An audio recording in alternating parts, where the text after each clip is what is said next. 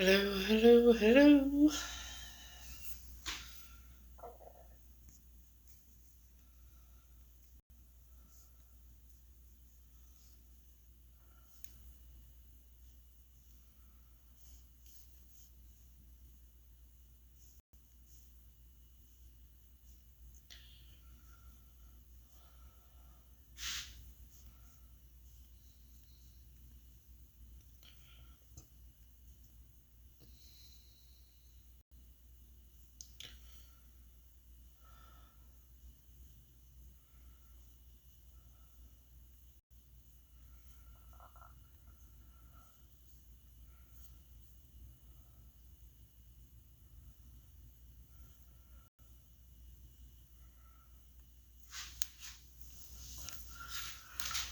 Wait.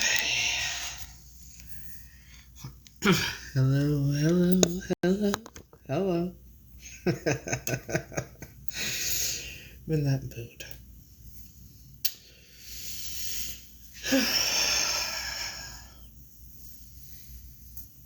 Hello, darling. I told you it'd only be like 10 minutes of that. Maybe, well, I know it was longer. Sorry. I was a little busy. You know.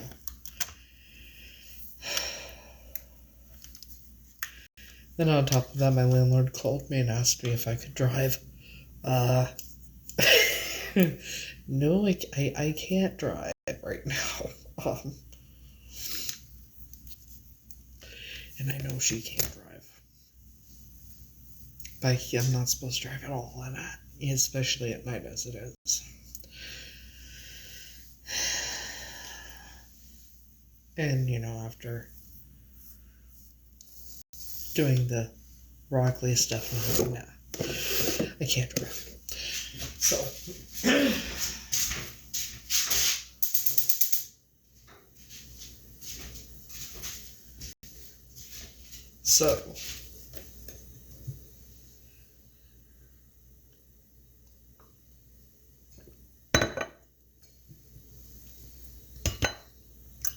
but I think Uber Eats would deliver it, wouldn't it?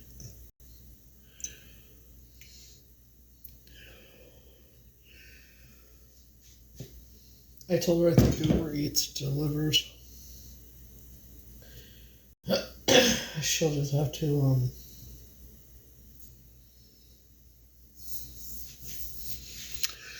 take a picture of her driver's license or whatever. So.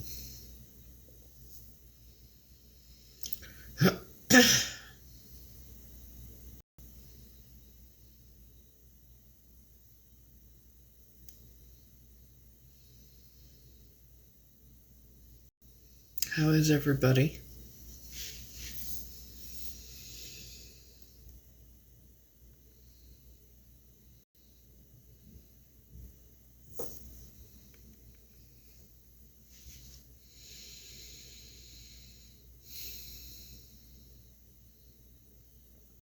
So tomorrow morning I'm calling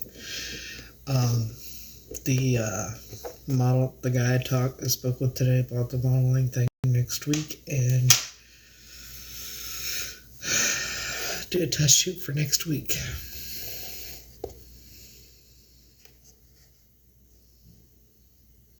No, I have not shared the recipe for the cookies.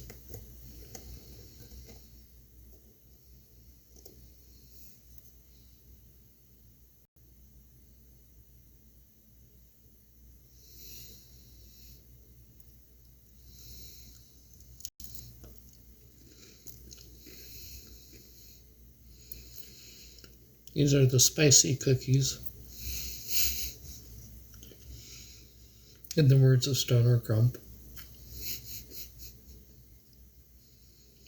Yeah, it's peanut butter.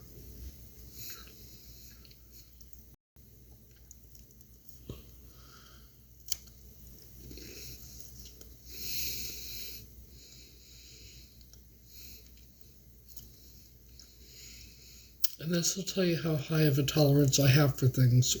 At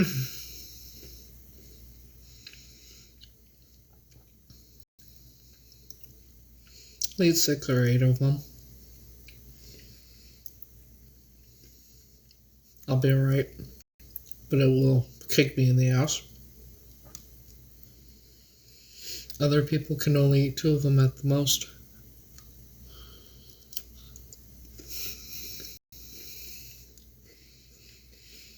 I can't find anybody that can hang with the big dog.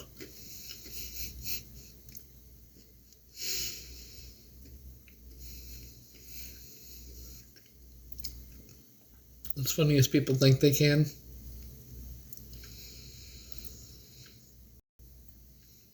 My tolerance is extremely high for things. I told you DM me.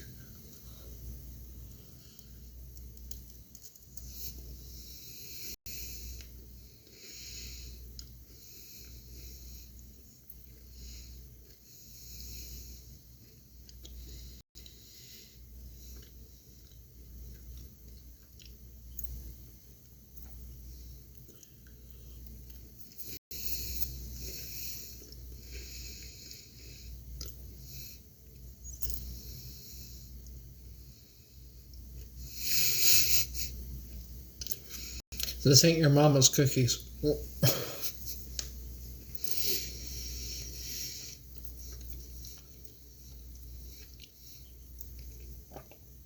These are your these would knock your mama on her ass probably.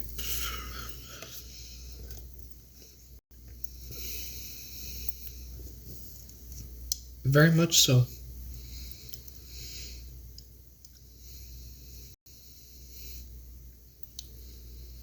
You know how Stoner Gump makes the special, or the spicy candy and all that?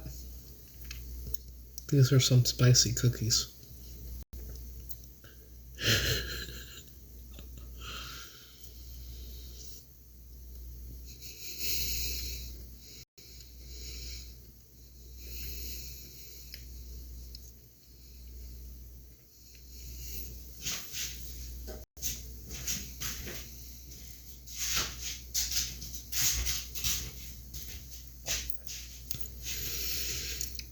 Lots of hippie calories.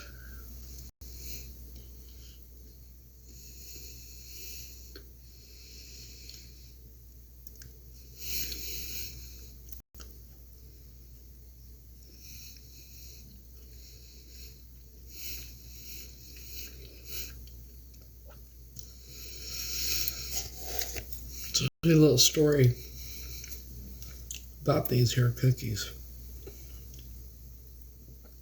that I make. I had 5 burnt ones a couple of years ago. I made them in 2022, 2021, something like that. Staying at my stepdad's house.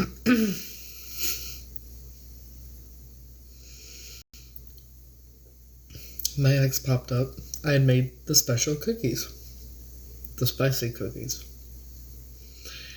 He saw that there were 5 burnt ones. He's like, "Oh man, can I have those?" I was like, "Yeah, go ahead, take them." Went back to the place he'd been staying at with some chick, some older woman, and her husband. Left them on the table. Went to the bathroom. Left and forgot that they were there. That he left them there. 45 minutes to an hour later, he's getting a phone call from her and says, she's like, "You need to come back to the house, the apartment, and help me." He's like, "What's wrong?" She says, "I can't get up from the table."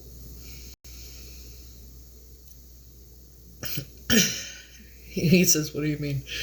And she said, "I ate those cookies you left here." He said, "How many did you eat?" She said, "All of them." She couldn't get up from the table. So he went back. She had eaten 4, not 5. But yeah, she couldn't get up from the table. And they have the card for the medical. People have eaten 2 cookies, go to sleep not having to take their medication, and then wake up not knowing what day it is.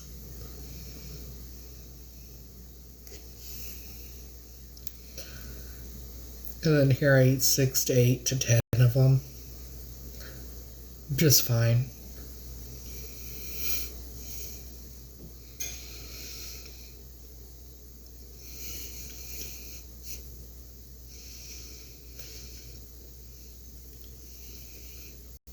Make sure you're not going to have to go anywhere afterwards or do anything.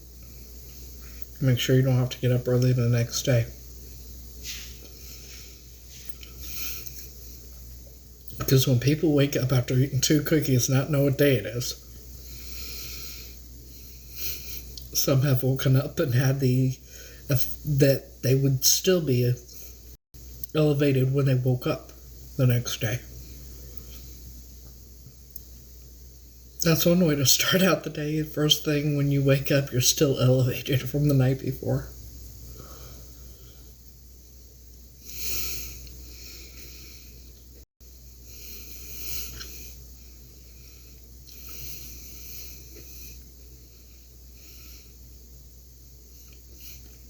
Can you imagine?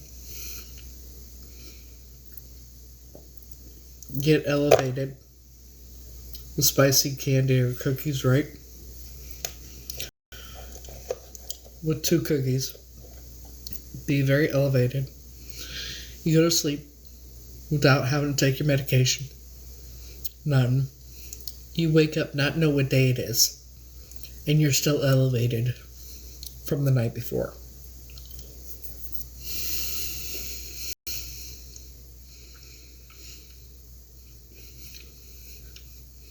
As much as you were the night before you went to sleep.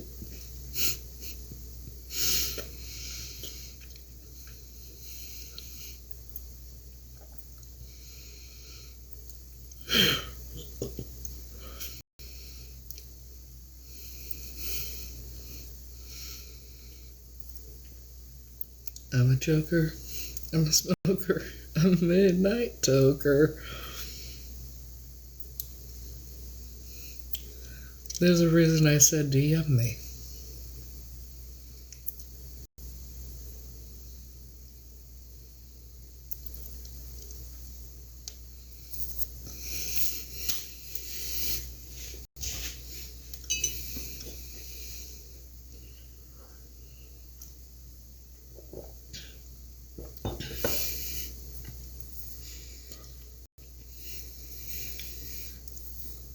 Also, you can't taste the spiciness in these.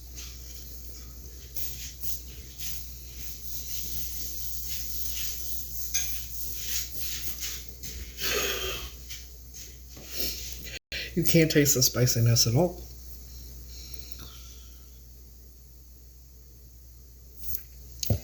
They're not glamour shots. When you have professional photos done with professional modeling studios, that's not glamour shots, sweetheart.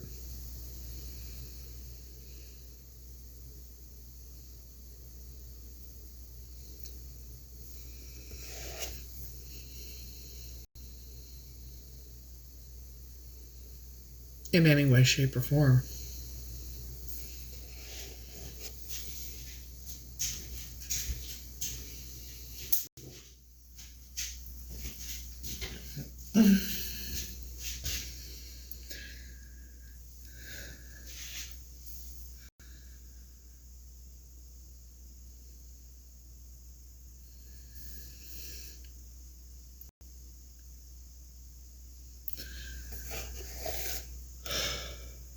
What was that, 2?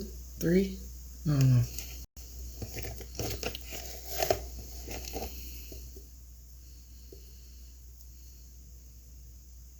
Well, for the ones coming on here, if you think whatever nonsense you're going to say to try and hurt me or affect me in any way, shape, or form, you're not going to get the reaction you're hoping for.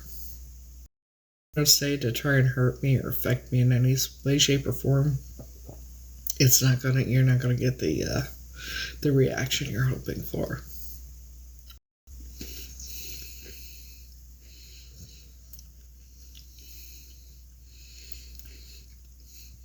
Also, to the one that I've done with professional hair and makeup,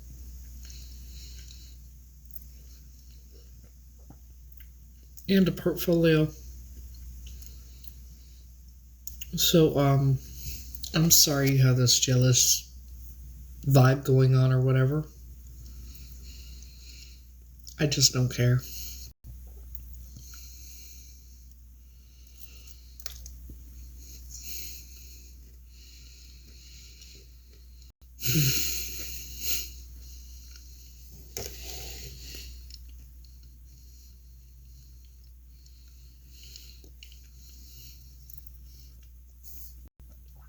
Projecting yourself onto others is just sad and pathetic.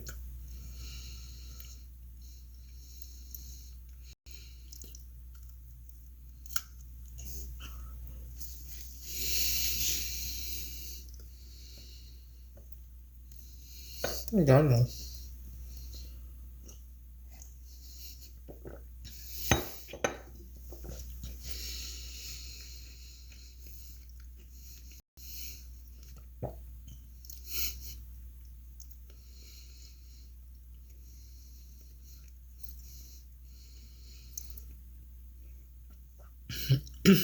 It is funny though. Not funny, but funny, ironic, because here's the thing. After what I've been through the past 2 years because of my daughter, well, since she was 16 because of my daughter, and that family that I had and everything else in my life, if you honestly think that anything you say to me is going to affect me in any way, shape, or motherfucking form, you might want to rethink that thought before you get your feelings really hurt. I can make you wish your mama had swallowed you instead of stupidly letting your daddy impregnate her. Okay?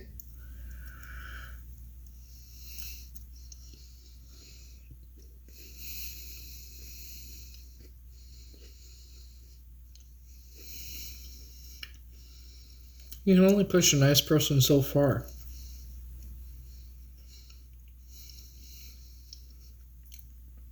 And I'll start off by telling you, well, bless your heart.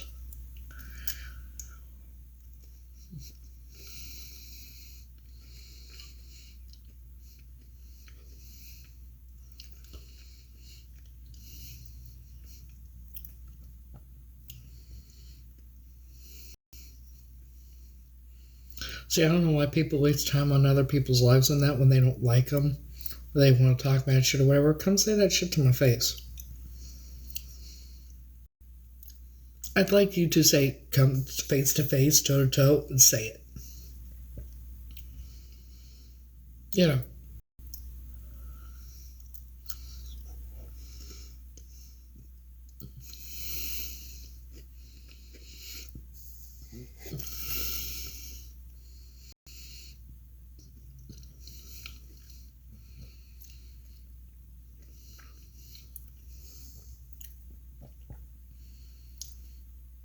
So,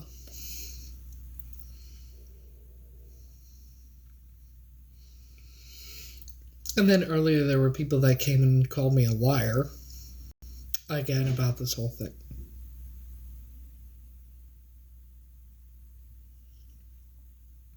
Again about this whole thing.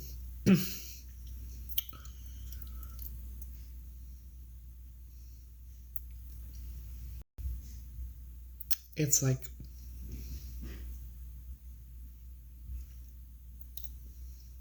I would like to know how I'm a liar. Like, because I'm not upset. Because I'm not crying and upset. So they call me a liar.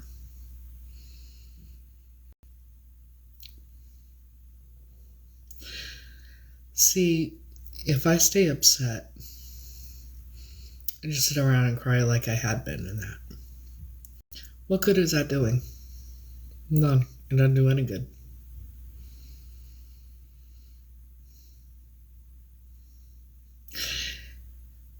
Just like worrying about what they say, think, or think of me or whatever.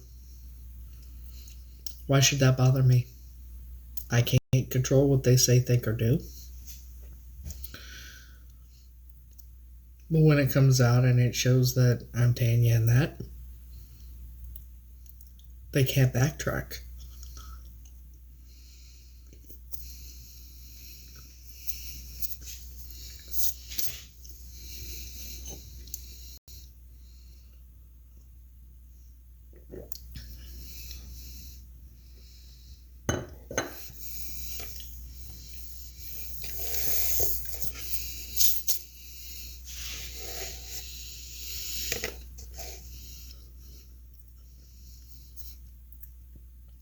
And I've said multiple times, if I'm not, I'm still going to talk about her because somebody out there knows what happened to her.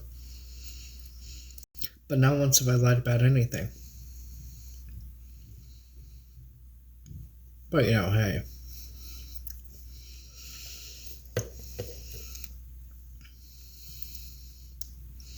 So the best thing to do is keep moving forward, try and focus on the positive and things like that.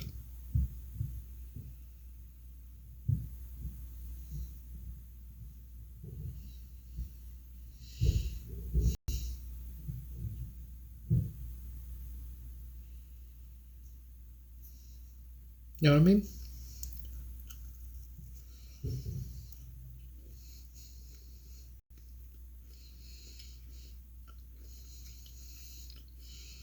Because nothing I say or do will change what happened.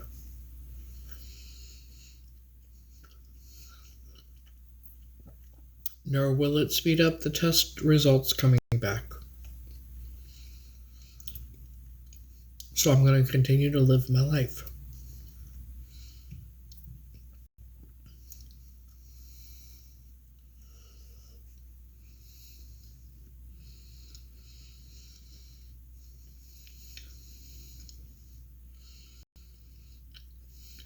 And they hate that.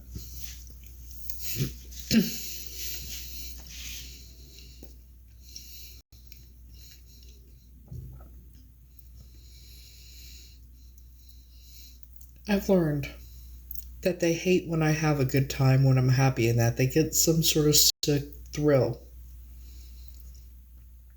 out of hurting me, seeing me in pain, and bullying and all this shit. And I'm not the only one. They do it to multiple people, and they think it's fucking funny. Evening.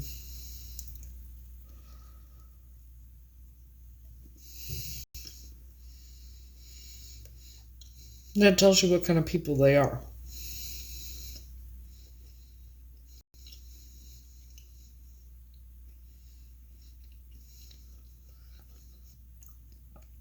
Because I don't know how people can get enjoyment out of hurting others or trying to re-traumatize or re-victimize other people.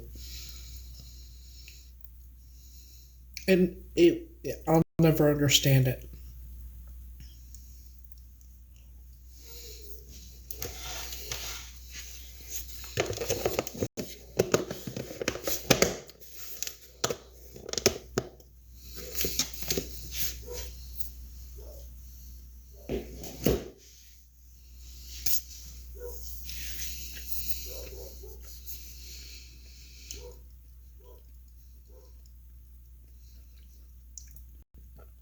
I guess I have hopes at some point they'll become better human beings.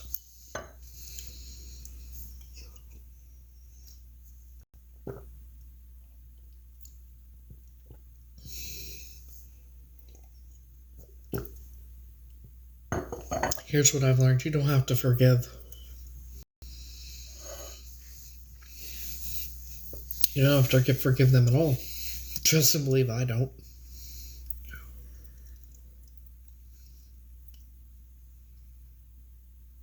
I just move on and go on with my life, and like I said, the best I've said many times, the best revenge I can get is seeing him pay for it, hit him where it hurts the most. Their freedom. Oh yeah, you don't have to forgive them. Just move on. Show them that it doesn't affect you.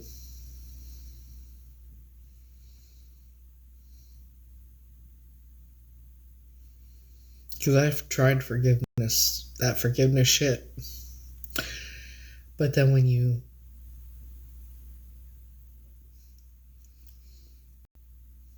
if you let it, it does.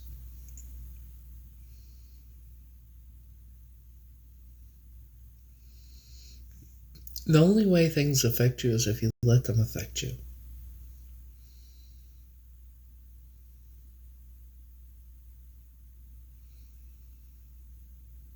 Why do you think that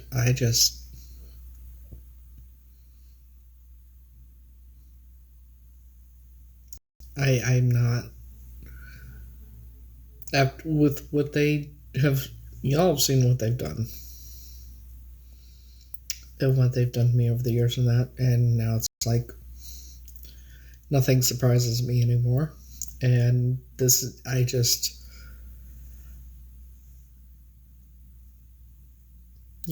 live my life. Well, they've done that too.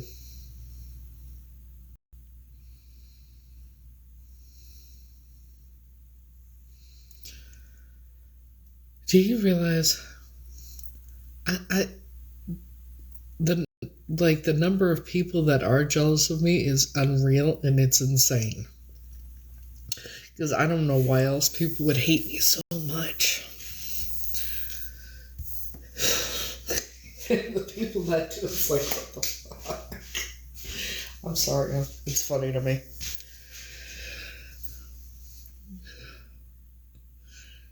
Like,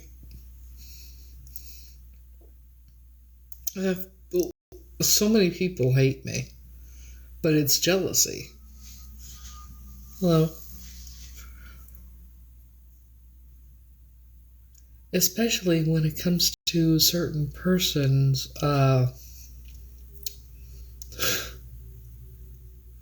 certain people in a certain group, a certain fan group.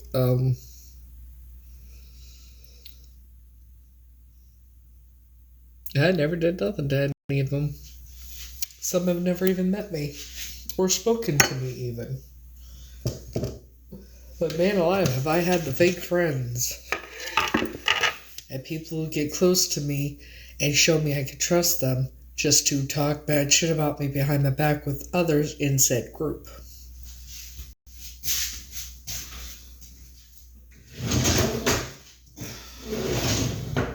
Not one time. Not one time have I done anything to you.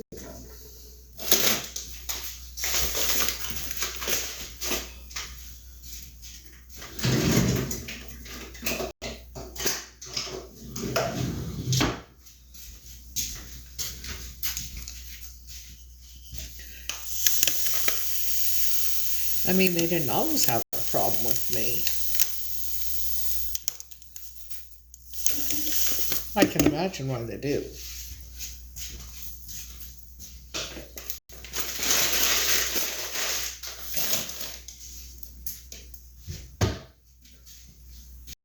And I think about the things that certain ones have said to me. And I know why they're why they've become fake friends. It's interesting. They'll be a fake friend to me, or would. Now I don't allow it to happen. Be a fake friend to me for over a year, right? Up to a year, over a year, sometimes a few months, whatever. And it's usually before an event, when an event is going to be coming up, and they know I'm going to be seeing said certain person. So I've come to the realization that the fake friends, it's because they want to. They think that it'll get them closer to said person through me. That doesn't happen when said person and I, nothing happens between us. And so then they show the true colors.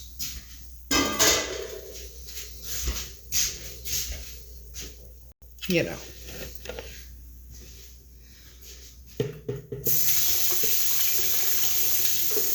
But even ones that I've never heard of before. The things that I've been shown, like screenshots and shit of what people have said about me. I've been told.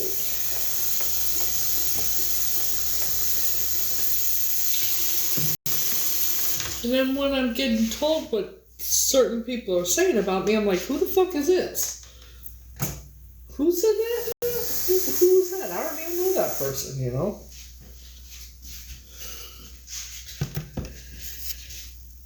And it's crazy to me.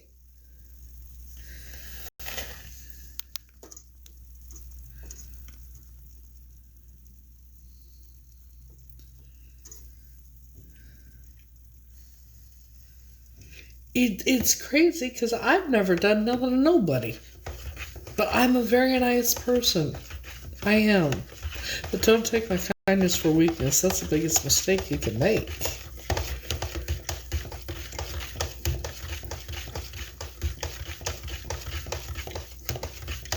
Like, did you have your glow up in high school and then that's where you stayed mentally? Was in high school, being a grown ass adult, a grown woman who's most likely older than me. And this isn't just one person I'm talking about. There's many people I'm talking about in this scenario.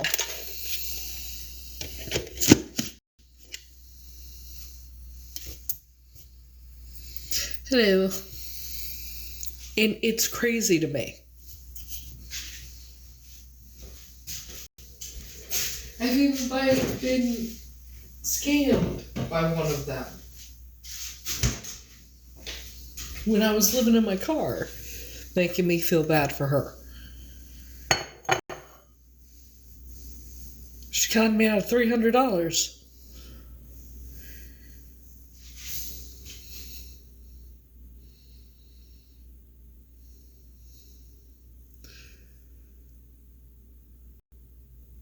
It's just crazy to me.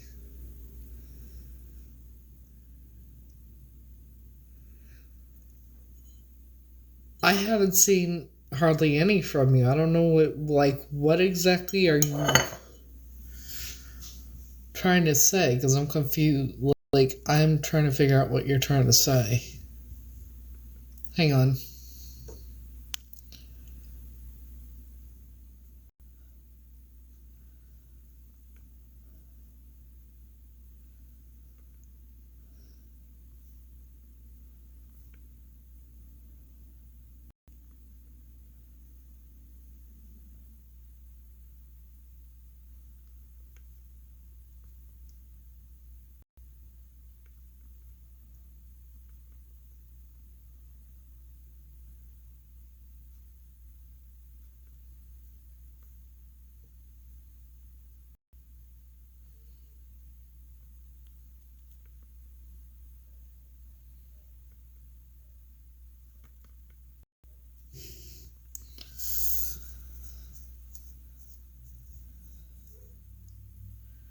Oh.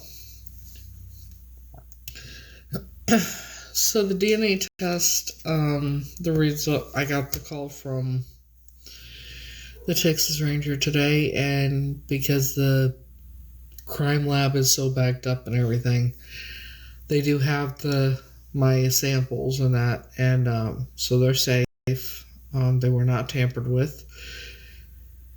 And so within the next 30 days, because they're so backed up and they're short-staffed. Mine is still priority, but because they're short-staffed and there's been so many crimes in Texas, I guess, for this crime lab, yeah. It doesn't mean it'll take 30 days, but, it could be a week and a half. We don't know. But yeah, that's why.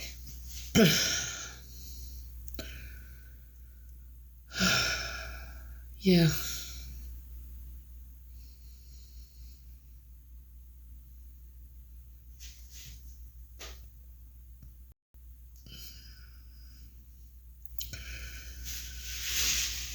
So, I'm glad it'll be, soon. In the meantime, I'm gonna keep doing what I'm doing and living in my life. Shit.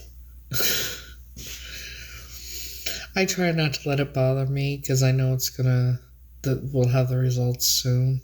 I know it's gotta be driving the family crazy.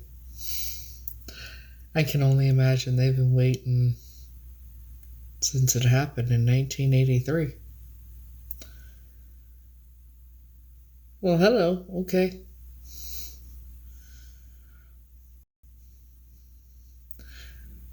So, yeah. But I did say, I did make sure with him, I double checked so to make sure that they weren't, the samples weren't tampered with or anything. And he said no, they weren't. So, yeah.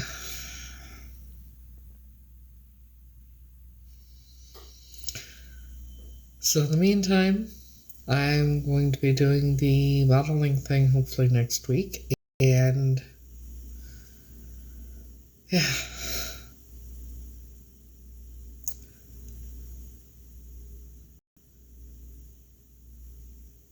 So, and this time I'm going to be getting a portfolio made that they're going to be putting the portfolio together for me and giving me the contacts of the agencies to contact for work. So,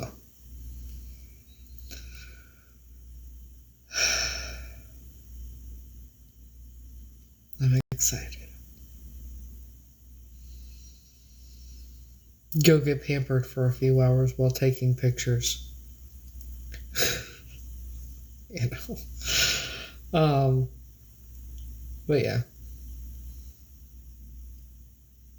Still don't know why he told me to bring snacks. Yeah. The weird thing is, the guy told me today when I talked to him on the phone to bring snacks. I've never been told to bring snacks to a photo shoot or any modeling thing before. So it's like, okay. I don't know if that's normal or not, but yeah, to a photo shoot.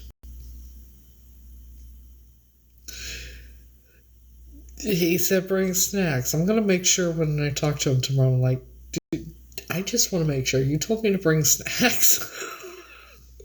He said it's going to be a good time. It's going to be fun. I don't...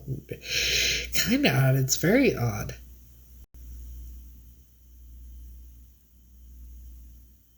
It's strange. Bring snacks to a photo... I don't know. I'm going to ask him tomorrow when I call him to give him to pay the deposit. No, he's one of the agents. One of the people that schedule it. Oh God, no! I'm not bringing my cookies. Shit. But it is rather odd, and also the deposit for me is $25, not $50.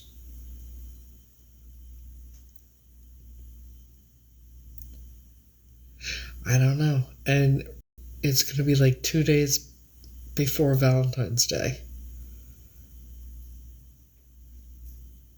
So I don't know.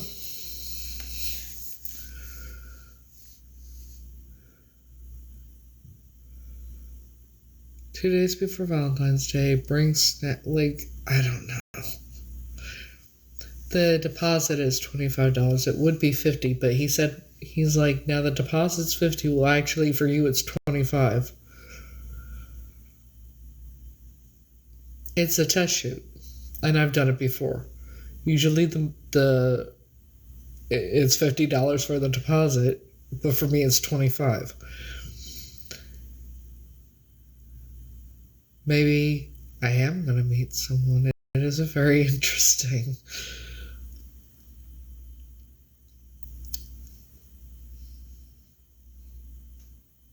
I don't know.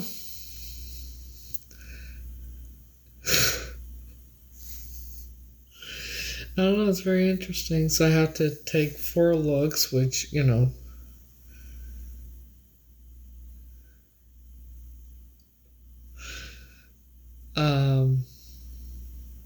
so I'm going to take the purple dress with the purple shoes for the evening.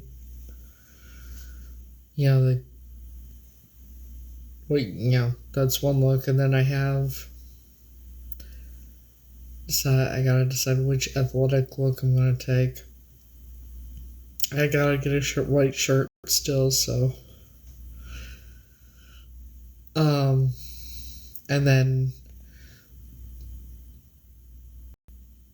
something that would be like my vibe like I would normally wear.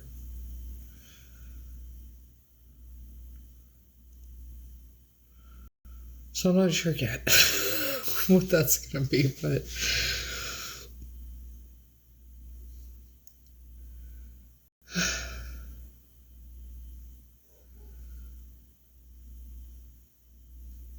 so I think the one I'm gonna take the black leggings and like a tank top. Actually, I don't have that anymore because that one thing, the top button broke, so I couldn't wear it again because I'd be all hanging out. No, like I had to get rid of it, unfortunately. Well, yeah, it's always fun, but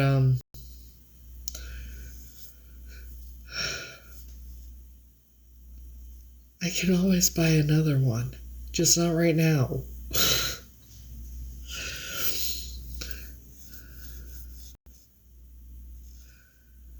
But yeah, so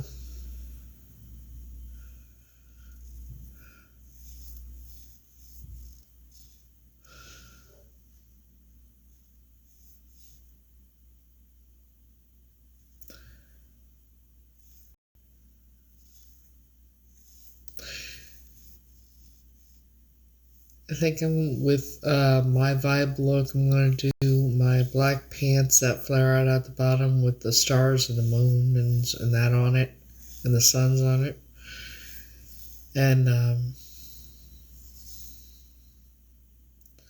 black tank top with my black cardigan.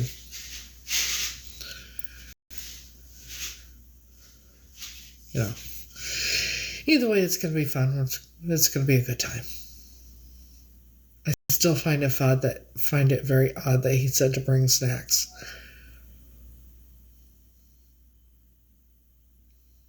But who knows?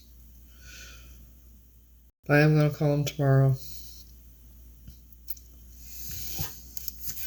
and get it scheduled and everything, and say, so you did you say? I'm gonna say, so you said to bring. What am I supposed to bring again? My hair is very curly. This is my hair natural.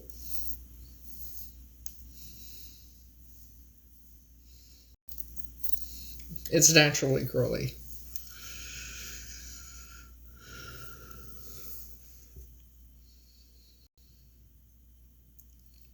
I just gotta make sure it's washed. You know, he said make sure your hair is clean and dry. Well, obviously. That means no hair, no hair oil, no hair anything. Just shampoo conditioner. No, because I've done it before when, like, they don't do that. That's what's weird. They don't say bring snacks. I've never. Yeah, no. It's very odd. So please. I'll find out more. I'm going to find out more tomorrow when I call. But yeah, bring snacks. Hello.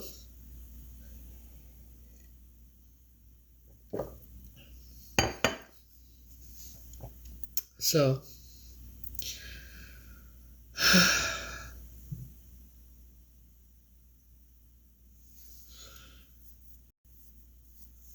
I can't take the special kind of snacks. Kind of got to keep it professional a bit.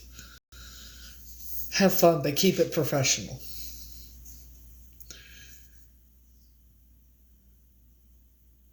Really? But this is for modeling. I've done it before, and I was never told to bring snacks. It's only supposed to be like 4 hours in the afternoon.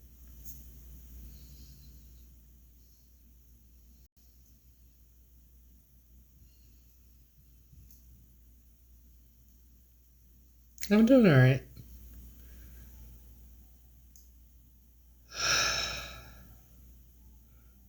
Thank you.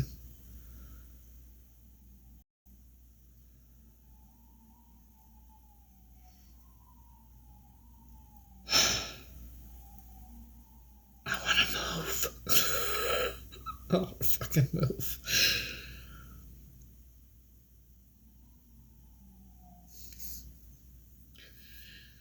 The agent that called me,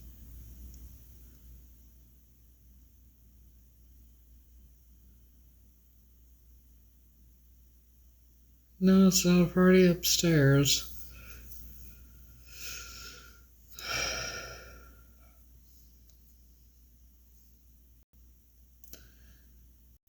And think I've talked to him before, but it was never bring snacks. I think he's the same one that set up the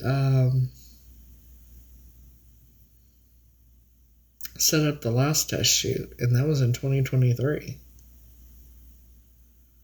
I don't know. It's very strange. But especially, it's not just the bring snacks part.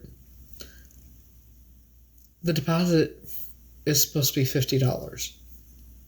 When I was on the phone, he's like, now the deposit's $50. Actually, for you, it's $25. Okay. And they're going to put the whole portfolio and everything together for $400.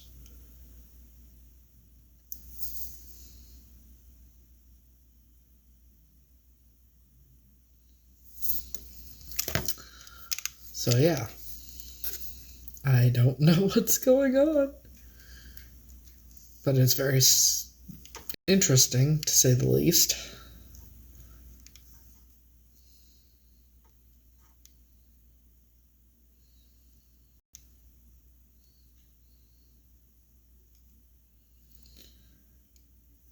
I'm pretty sure it's the same company, kind of the same. No, that was Studio One. I'm not.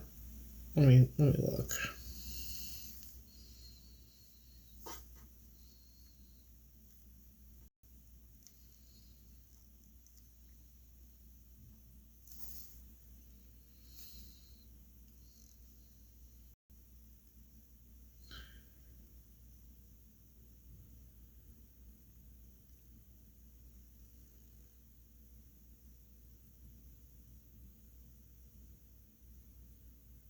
Yeah, they're legit.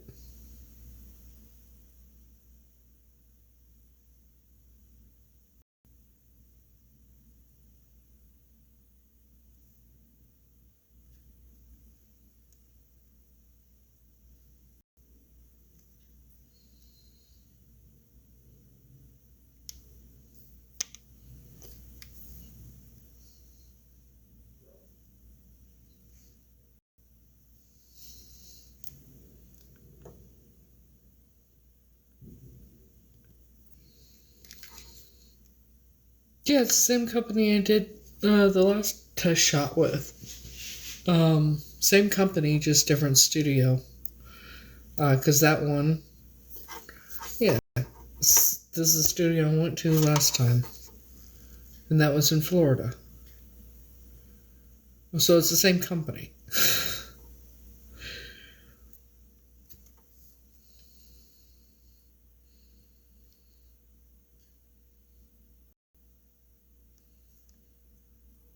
Just now it's going to be in New York. Obviously.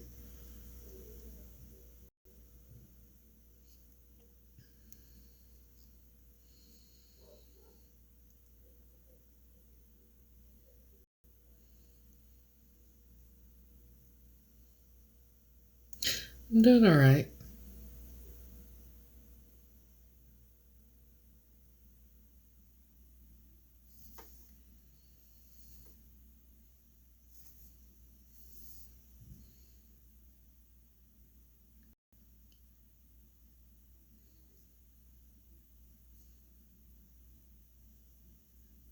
Yeah, I'm looking at it right now. It's a studio. I'm looking at where I'm supposed to go. Because he already sent me the address and everything.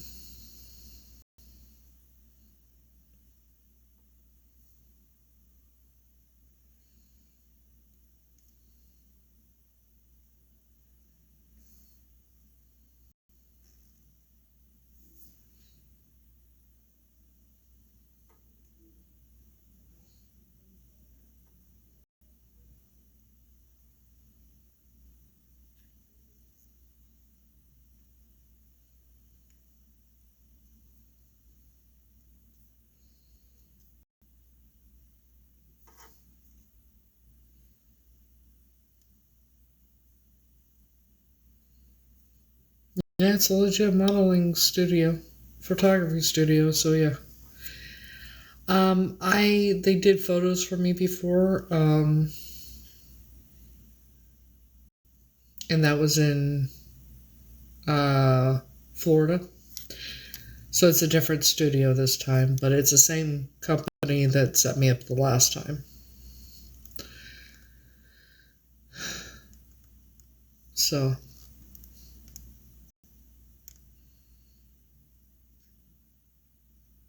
mm-hmm.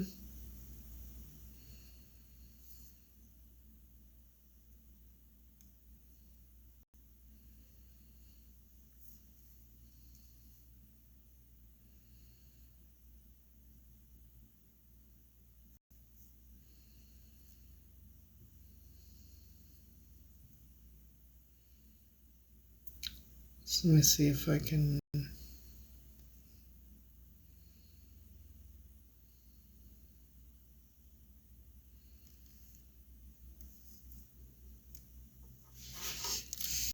So, these are the last ones I took in 2023. I'm smaller now, obviously.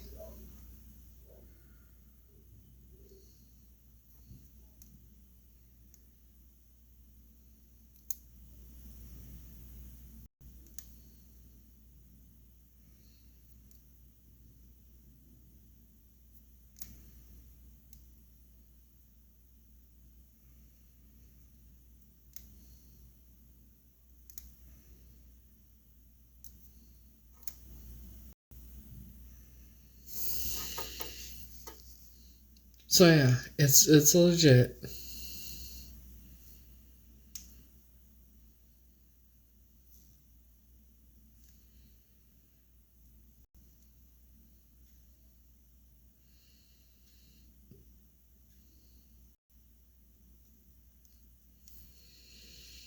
And this time, for what I paid for the pictures the last time, I'm going to get a whole portfolio and the contacts that I need to contact for work, for modeling.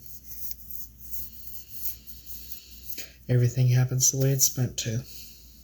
Everything happens the way it's supposed to. And yes.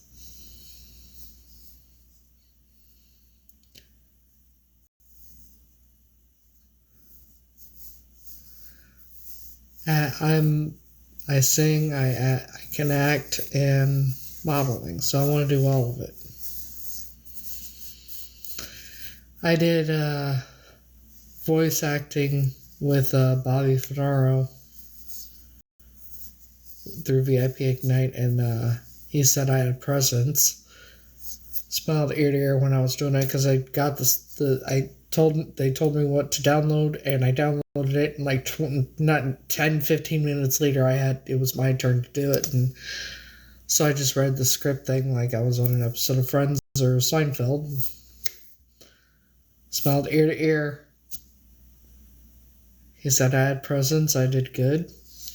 And I was one of the very few that got a different assignment for the next time. But yeah.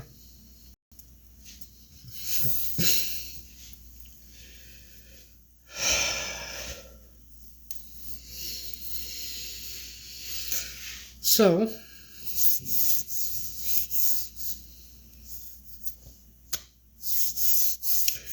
everything happens for a reason.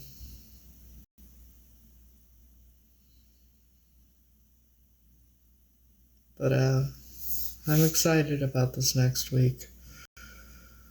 Whenever I'm going to do it.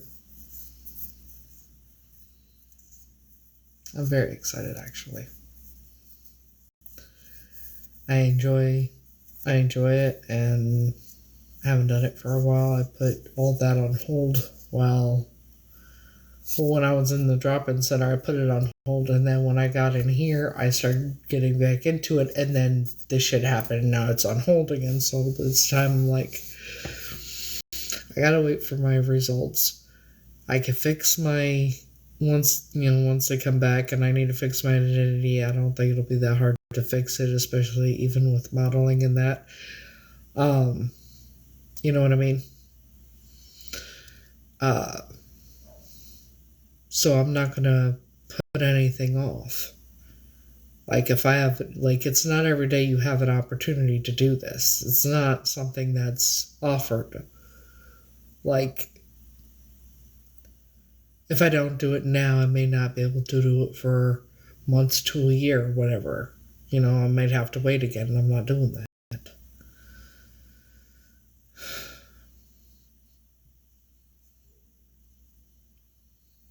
So,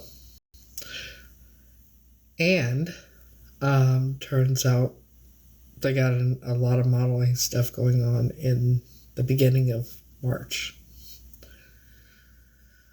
Like for New York Fashion Week and everything else. Hence why I may not get to do it for a while if I don't do it now.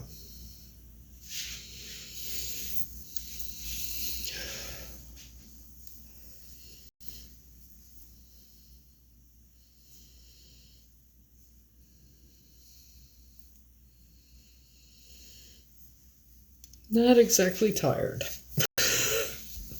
I'm elevated. A little tired, more elevated than anything.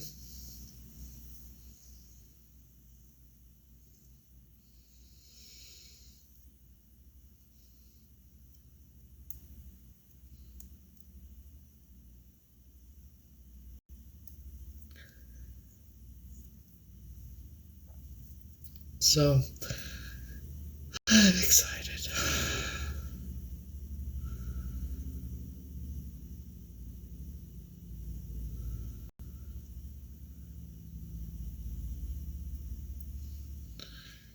You know, they say you'll get 1,000 no's before you get a yes. I haven't had a no. The only thing is, I'm the one who's been saying no because of financial.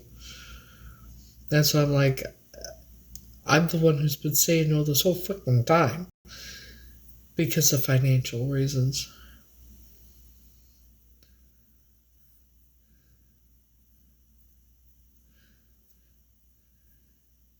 Yeah, I'm going to take the black dress and the purple dress with the black shoes and the purple shoes. That way there's a variety, you know.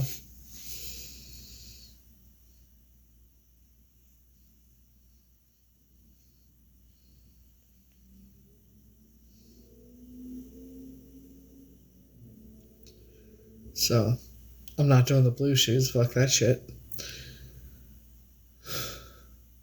Yeah. Are you talking about the black dress, the one I wore at Wigs and Wishes in 2023? That black dress?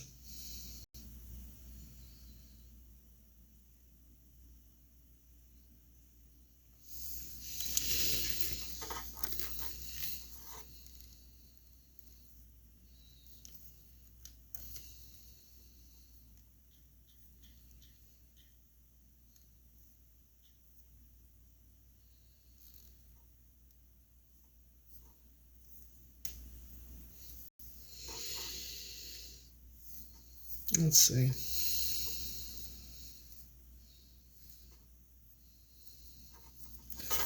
Talking about that black dress?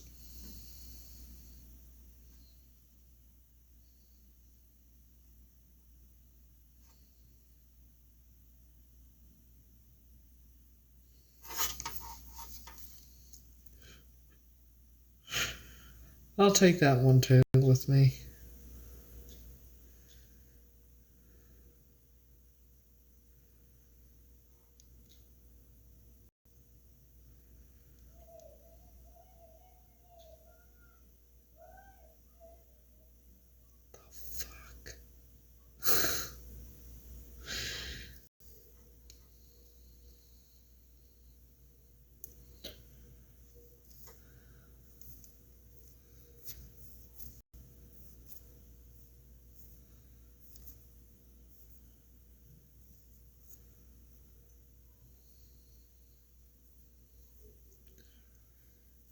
Because I also have... I know it wasn't that far from this picture.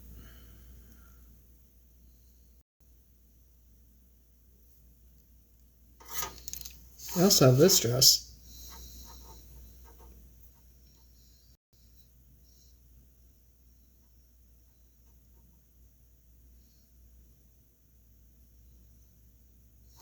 I think it's funny. It's almost like we matched purposely.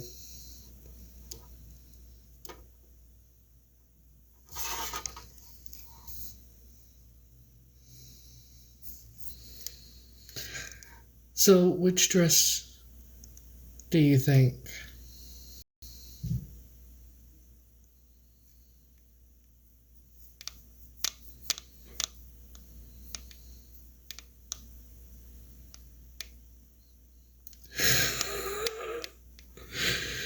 Yeah, maybe he's gonna be there, right? That'd be amazing.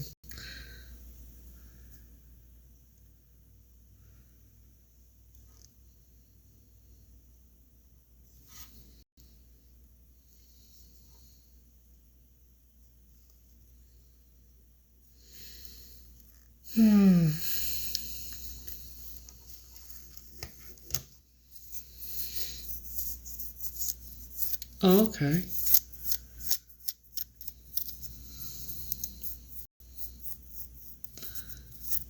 Yeah, I would love it if Frankie was the snag, but I don't think that's the case.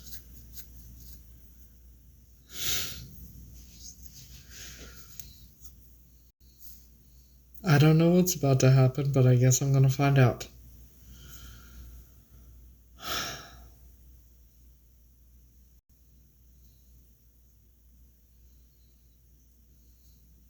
You know.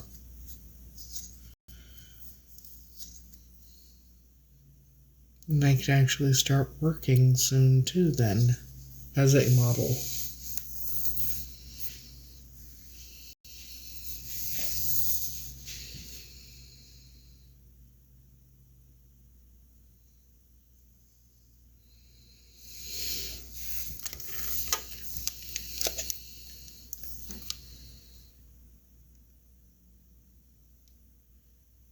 Oh, I know. That's why they're going to make the portfolio for me and give me the who to contact. They tell me what agencies to contact for work.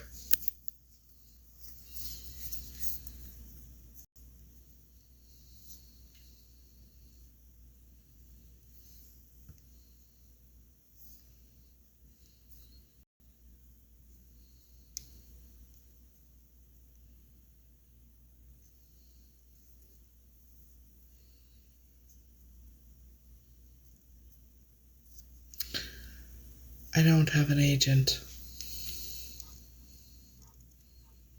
Yet.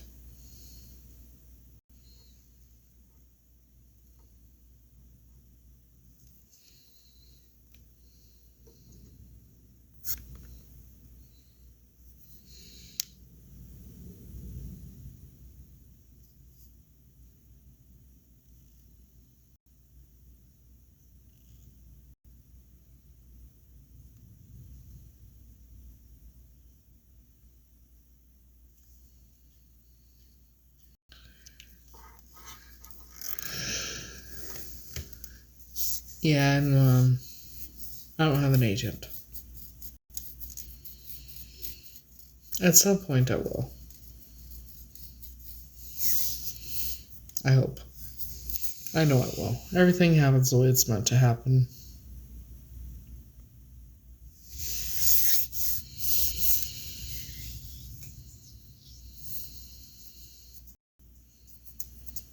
Why, do you know any agents?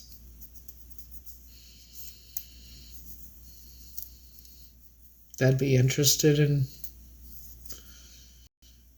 a new client? I mean, once the DNA test results are gonna come back, I'm definitely gonna need an agent. Especially if it comes back that I am. You know. Because I know there's gonna be people want, companies and that want interviews and things like that. I'm gonna have to have an agent.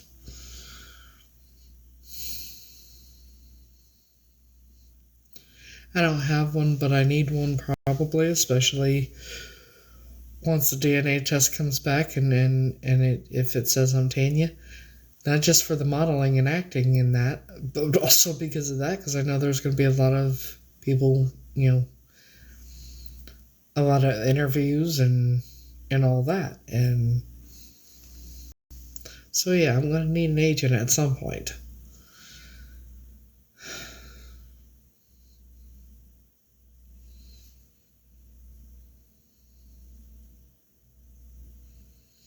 So,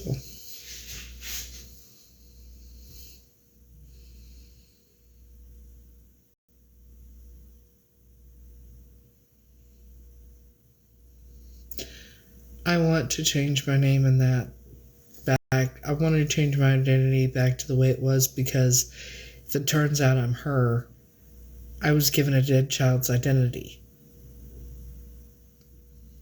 Because Heather was a real person.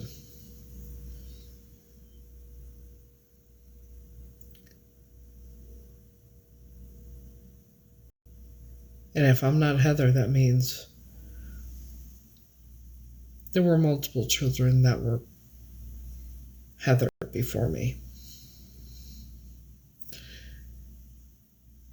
Each one no longer with us, and haven't been since before me.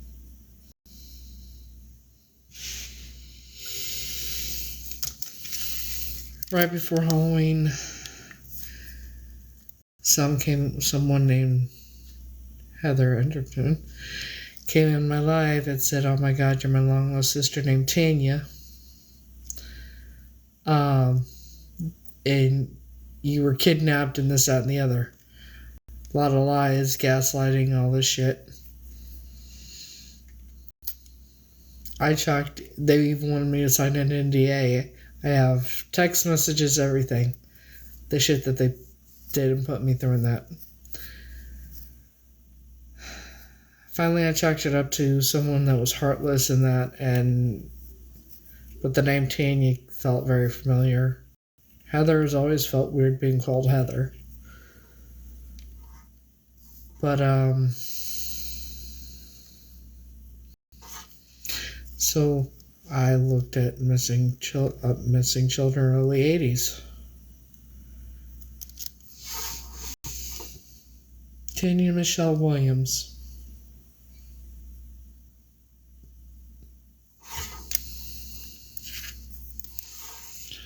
That's the age progression.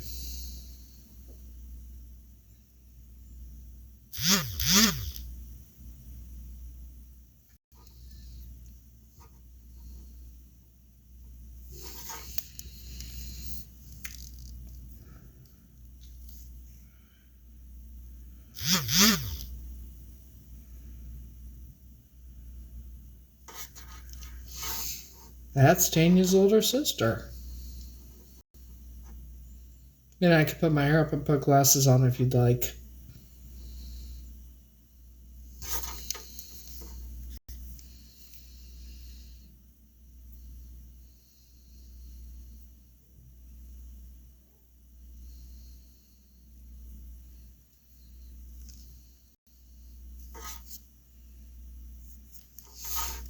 One Tanya's grandmother, mother, or something.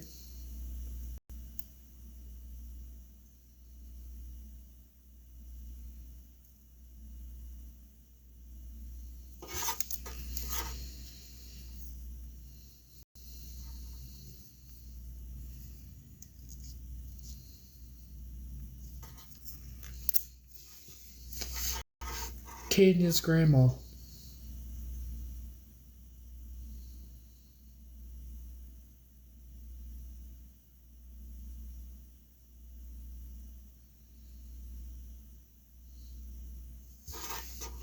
I haven't met him. We're waiting for the DNA test results to come back.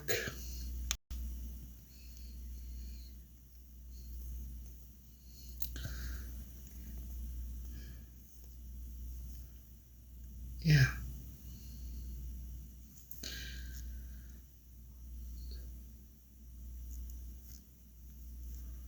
So that was Tanya's family. Let me show you something. That's supposedly my biological mom and me.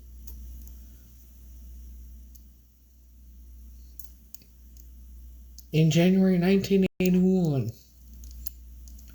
A little girl with blue pants and a white shirt and the mother wearing blue pearls. Now, see the size of the baby?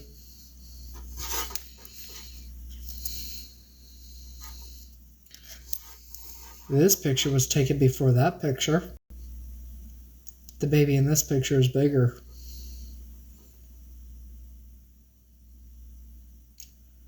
Both supposedly me. This is who I grew up knowing as my grandparents.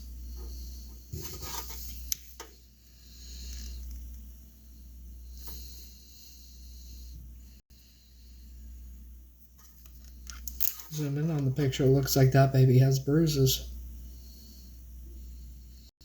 And possibly some birth defects.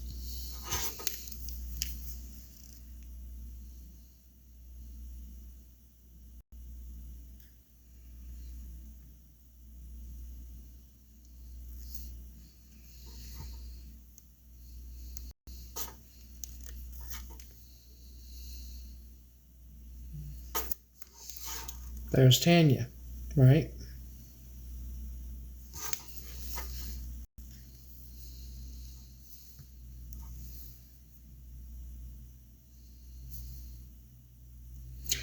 They're adults now. But these are my daughters.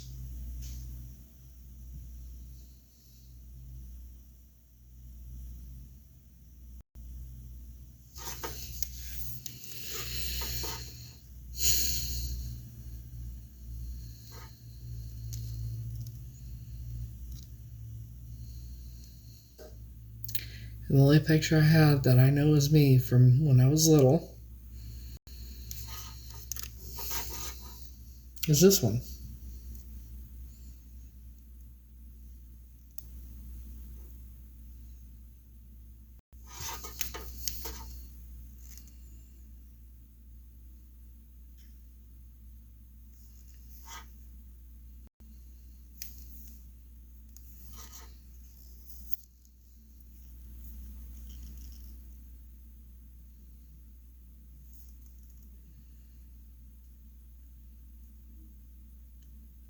So, I'm going to do something that I haven't done before. Because I've been a little nervous to do it.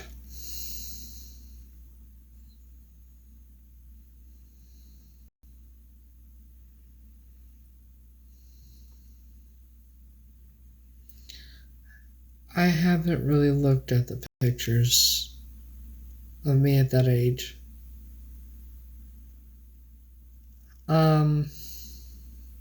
The adopted mom, who I believed was my aunt, she's alive. The uncle's alive. The older aunt is alive.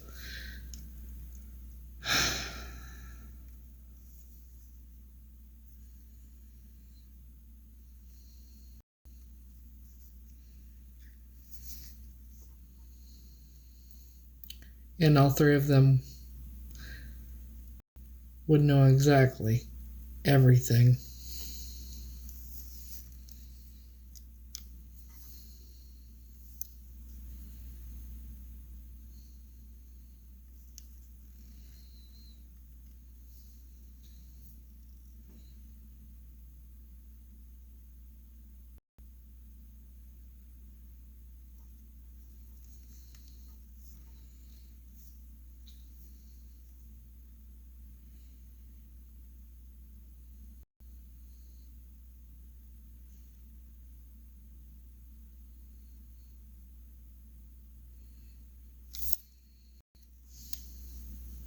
Hang on a minute.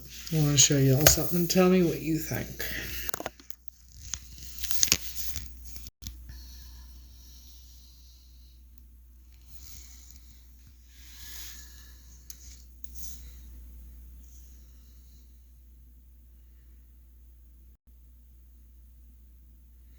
Same or different?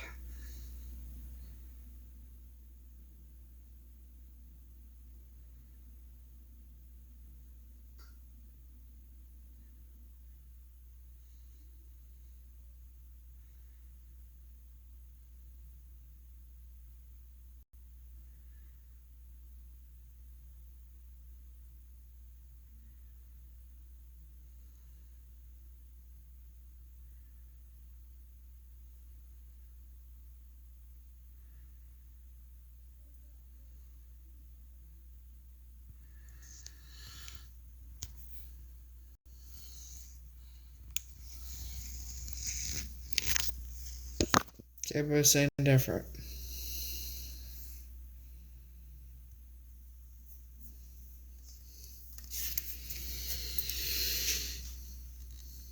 See if I can find the newspaper article.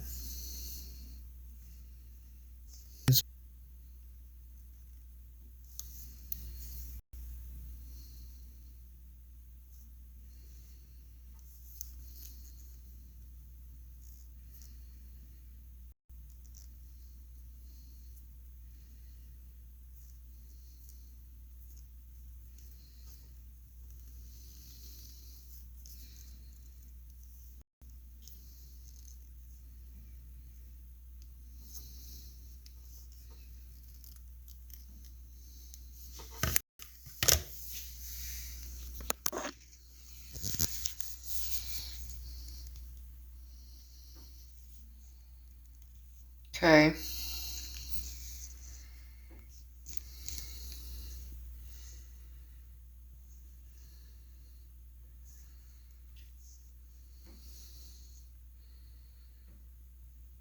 Same or different?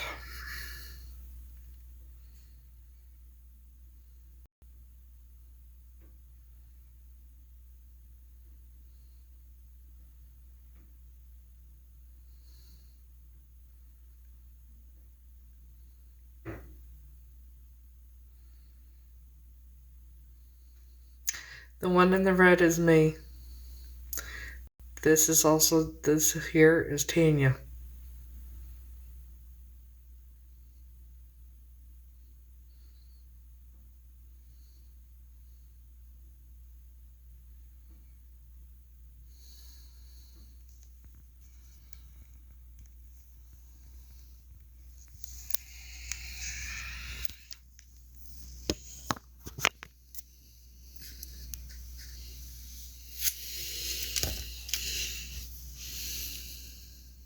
The one in the black and white is Tanya. Just like the other one was Tanya. But when your hair is shorter,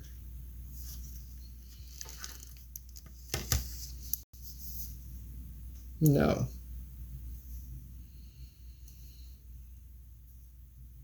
Yeah.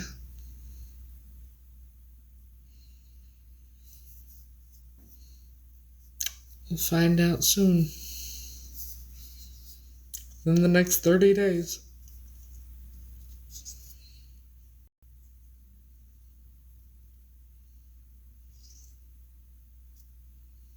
Where'd you go to school?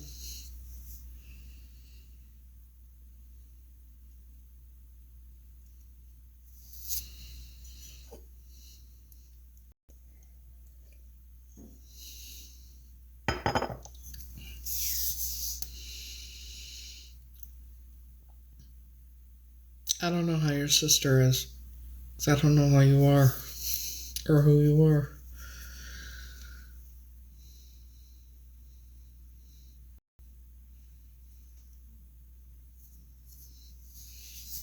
Exactly. Nope. Never lived in Virginia.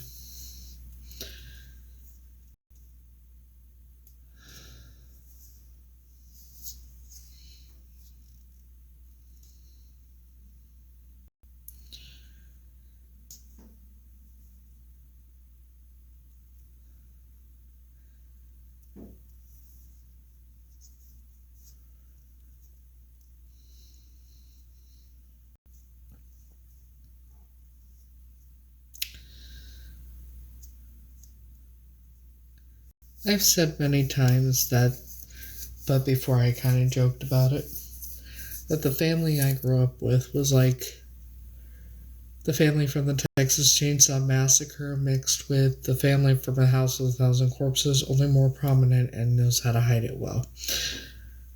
I didn't know how accurate that actually was.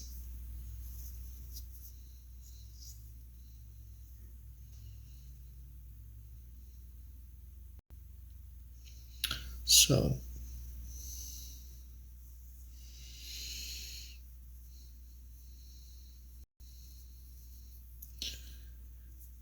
in the next 30 days, it is awfully interesting that my daughters look just like that.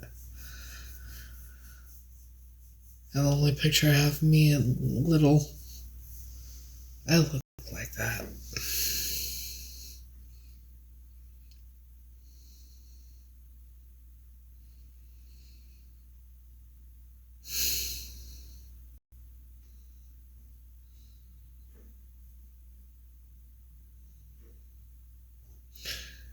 You know, I wondered for a long time who I looked like, because they all told me I looked like my father.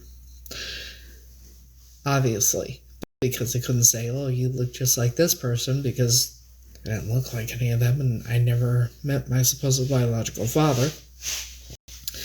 Here's the interesting part. The man who I was told my biological father was, he denied till the day he died that he was my biological father.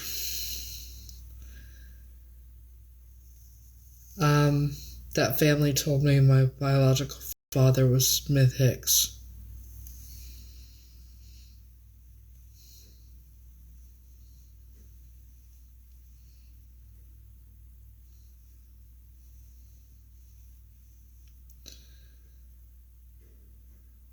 So, and it wasn't.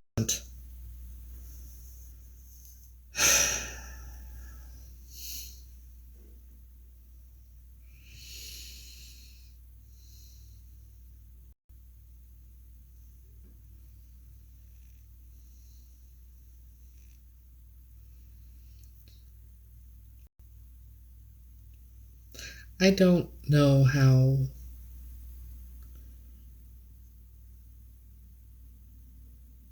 how people could be so evil. But they are. I lived with them.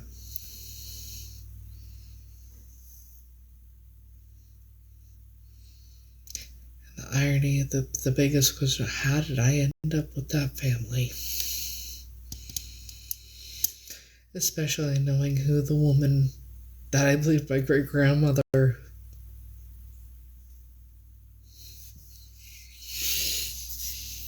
leader of a fucking cult.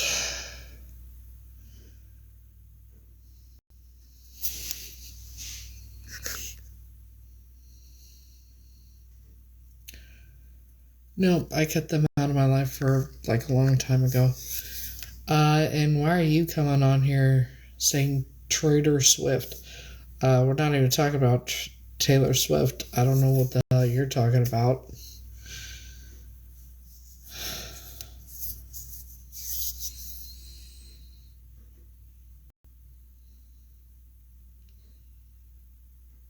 See, the woman, the family I grew up with,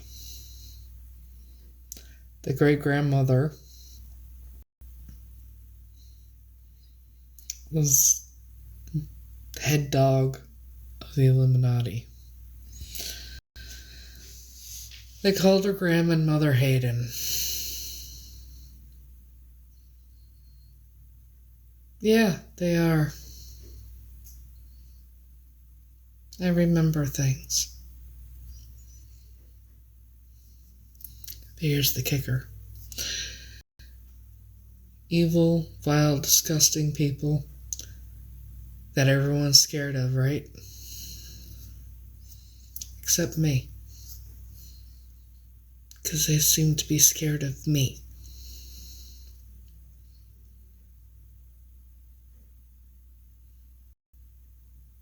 And I'm not sure why yet.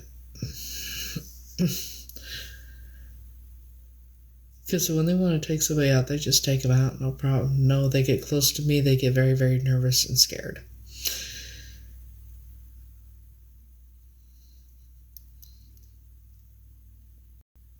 And call the police.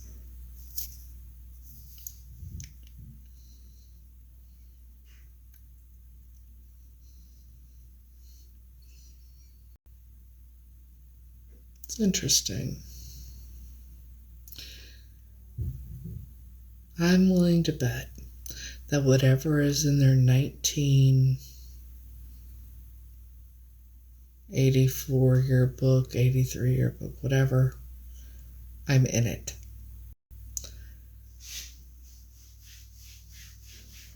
Why, whatever reason they're scared of me, it's in their book.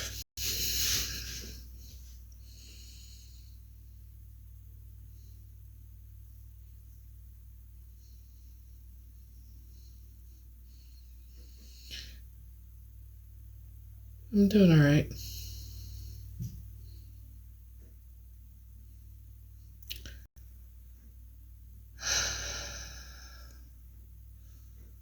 What are we talking about?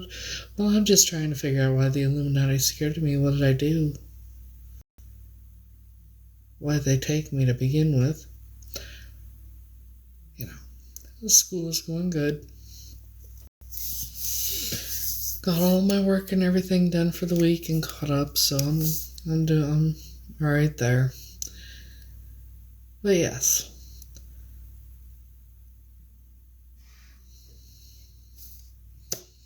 I'm not scared of these.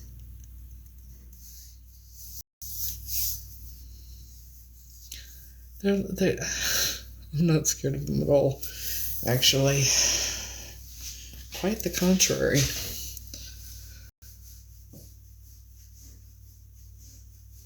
Figure if they could take me out, they would have done it a long time ago.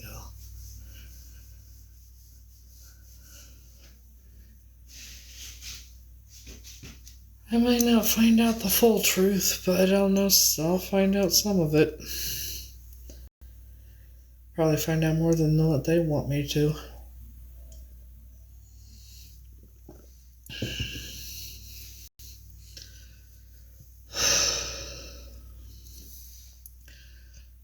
What I want the truth to be is whatever it actually is. Whether it's good or bad.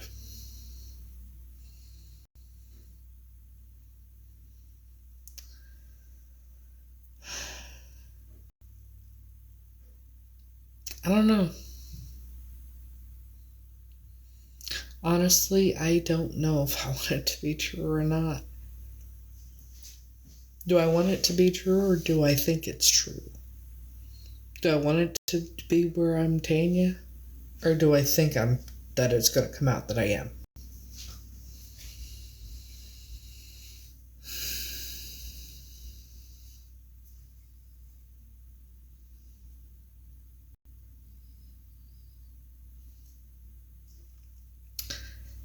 If they want to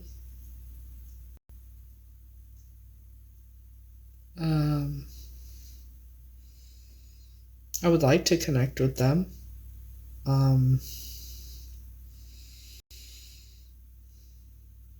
Yeah, piss off, you're in the wrong live. I want to connect with them, but at the same time, the thing is, it makes me nervous because I don't know them. But,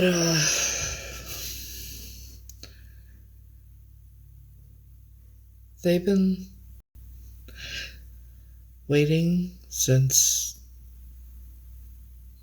it happened to find out what happened, and they've been looking this whole time, so I figure they must want to have something to do with me if I'm her. Right?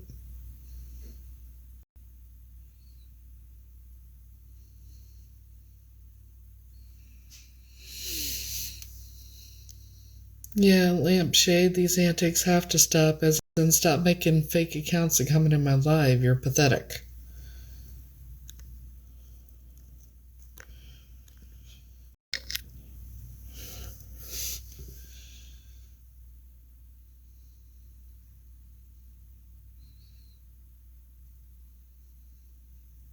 I blocked him. I don't even know who you are.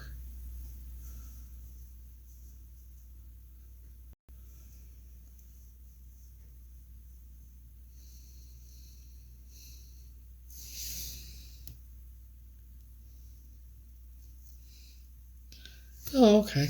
Sorry. It's been a bit of a night.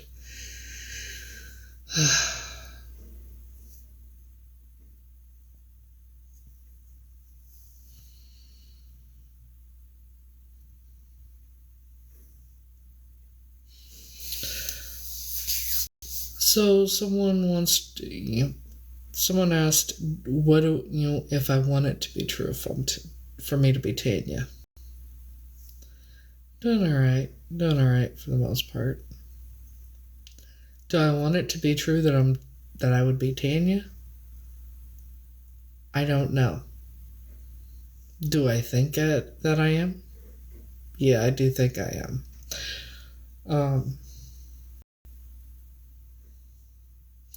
I guess in a way, yeah, I do hope that I am, because that way that the family knows and isn't sitting for years still wondering what happened. What people don't realize is I didn't even have to do the DNA test. I didn't have to do the DNA test at all. I did it because that family deserves to know. And it would be so much easier for me to continue my life as Heather. But I can't do that. Hello. Because now that the DNA test is done and the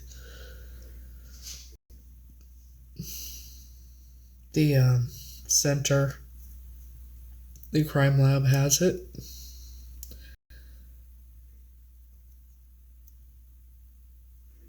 nothing will ever be the same again.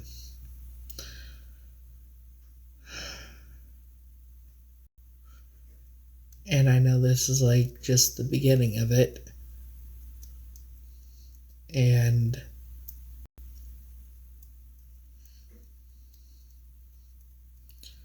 once it comes out, if I am Tanya,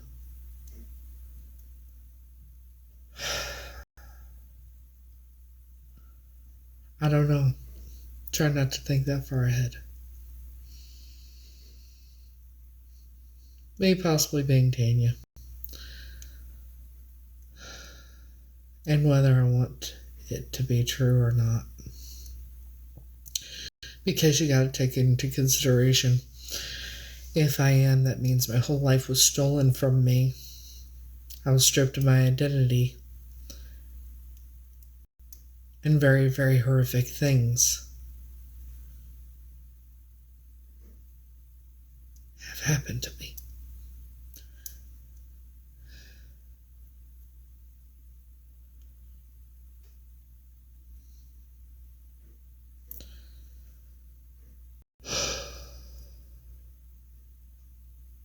Appreciate that. And I know that some of the people that are involved in the whole thing will never pay for what they've done. Well, it's because they're no longer here on Earth.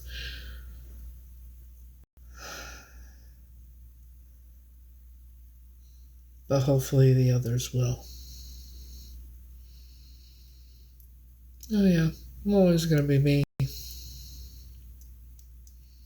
Hey.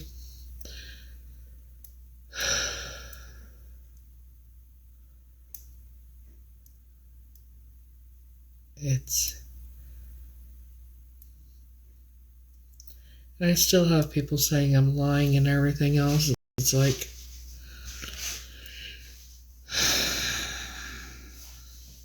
the obsession is real, I'm telling you.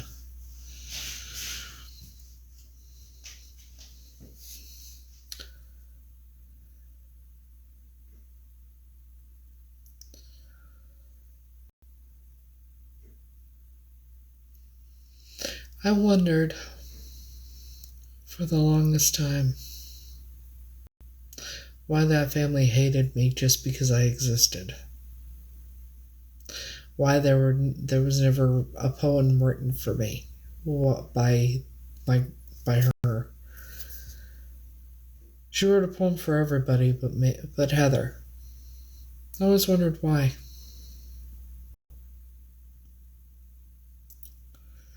Why there were no big birthday pictures or really any pictures as a baby.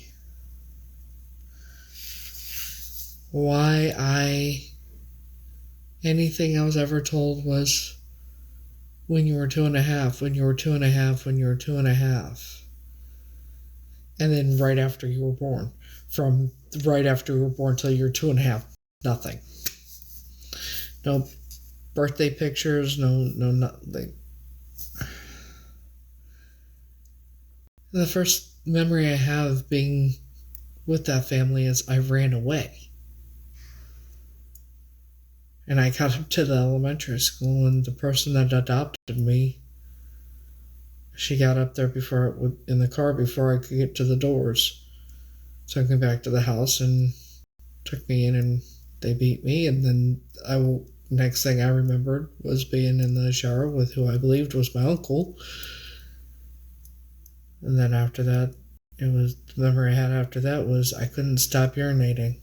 And they had to put me back in diapers until they took me to the doctor to get a shot in my hip.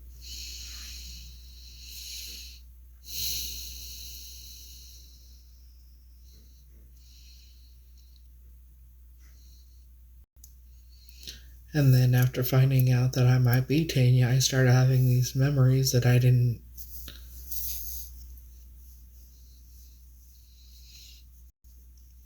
wish I didn't remember. One thing I always remembered was throughout my life, I always remembered running through strawberries, running up to a man, White House on my left side. The man was wearing a gray dress suit, black dress shoes, and a gray hat that dipped in the middle of it, with a feather on the right side. And they gave me an orange or red safety sucker.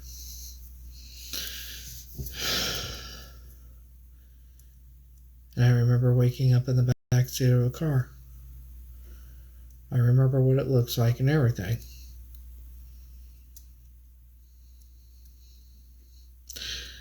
I asked the adopted mom about the strawberries and that one time. It was back in November of 2022 when I asked her. Or December. And she said it wasn't a real memory. And it was after that I started getting sick again and excruciating pain.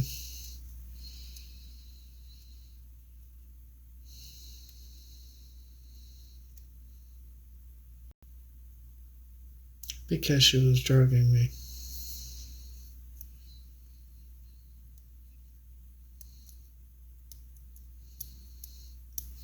So I wouldn't remember.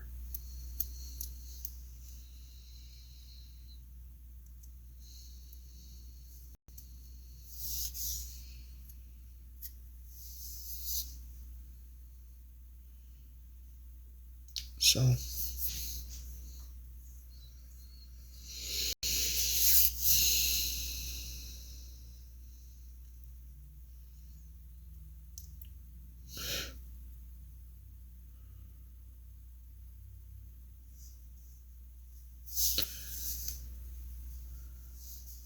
I cut off all ties with her finally in 2023.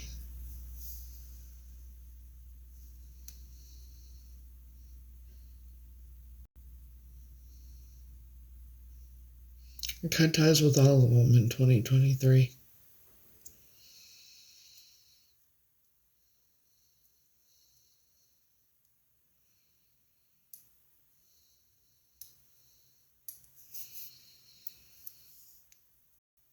So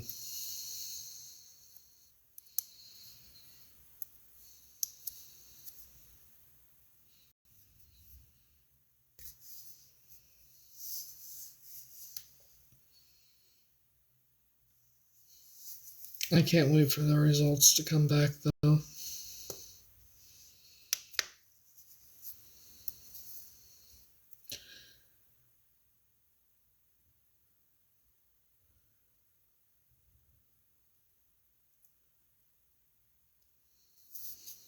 There's a lot of things I remember.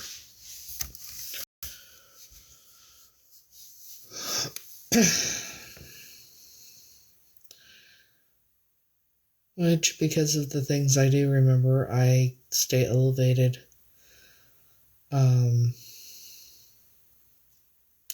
That's why I stay elevated, so I don't remember anymore. You know. That's why I've been staying elevated from the time I get up till the time I go to bed. But I can't really do that next week. So, I'll be alright. You know?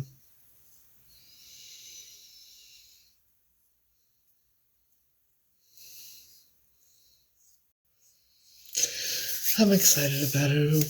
It'll give me,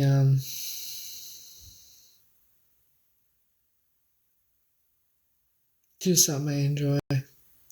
You know, I never thought I'd enjoy modeling or anything like that, and I was always so shy. What do I do to elevate? Well, you know who Stoner Gump is, right? On here. I make my own spicy cookies. And I do the broccoli. That's how I stay elevated. That's all I do.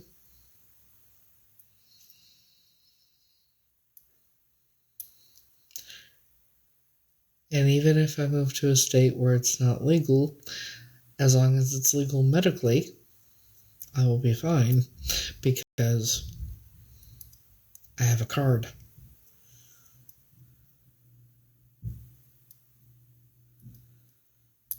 Yes, I do. I have gastroparesis and epilepsy, so yes, I have a card. But you know, I'm starting to wonder something. Because I have an extremely high tolerance for shit. And I think I know why I have such a high tolerance for it. Oh yeah, I agree. See, if I'm Tanya, it would explain a lot as to why I have such a high tolerance for things.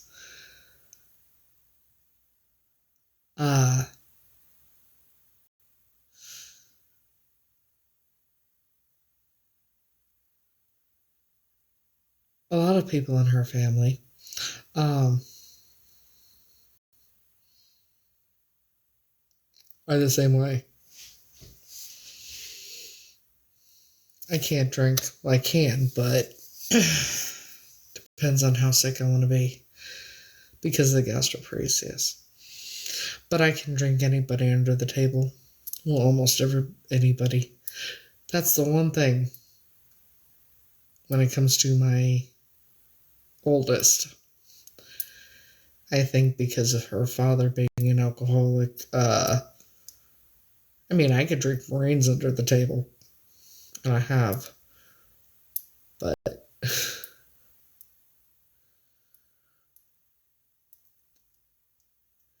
and where am I going to stay?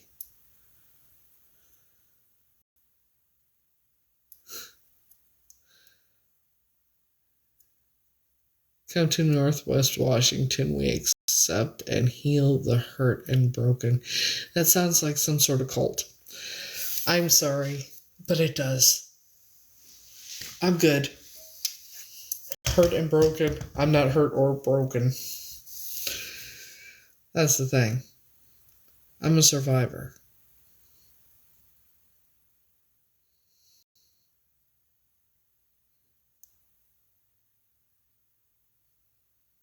And the only thing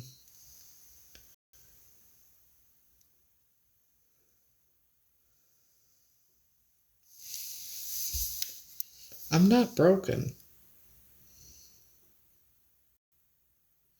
Far from it. I'm stronger than most. I've had psychiatrists tell for in the business for 20 plus years, therapist, psychiatrist, I am the strongest person they've ever met in their entire lives, and there is nothing mentally wrong with me. So I took a psych evaluation test, and the only thing I have wrong is PTSD.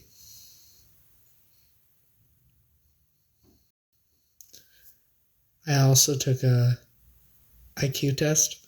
My IQ is 115. So no, I'm not broken. And the things I've gone through in my life, well, majority of the population wouldn't be able to survive.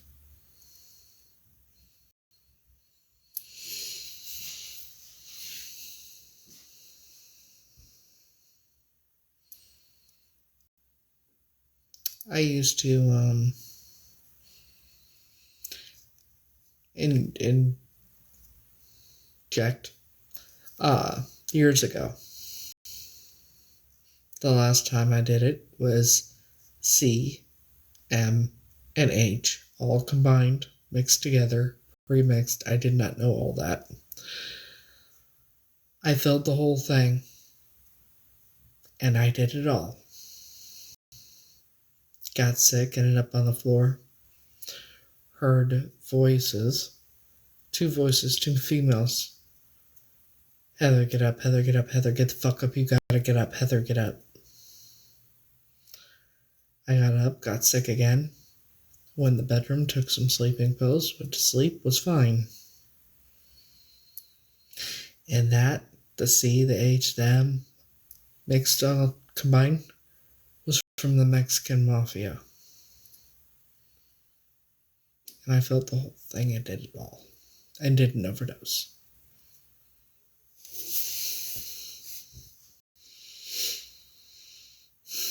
It does, but I'm more here to help others. That's why I tell my story. To show people they could get through anything because of everything I've been through. And I know there's a lot of people who think they're alone and that it won't get better.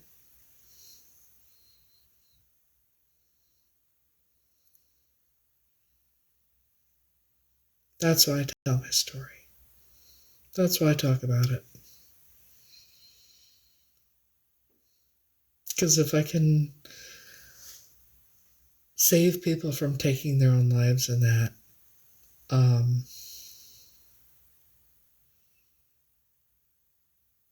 I want to. I want to make a difference and I want to make things better. I want to change things in this world and make it a better place. Try and open people's eyes and, people that are trolls and that try and change them to make them better people. And there's shit that they say don't work on me. They've tried.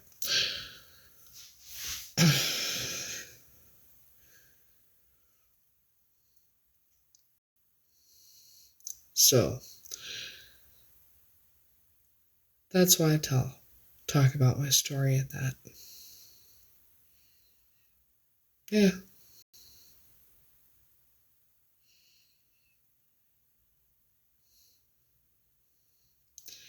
And that's why I say, and I've said multiple times, that saying hurt people is a bullshit excuse to give others to hurt, to give people to hurt others. You know what I mean? Was what in Mexico? No, I would have been kidnapped from Center, Texas. June 7th, 1983.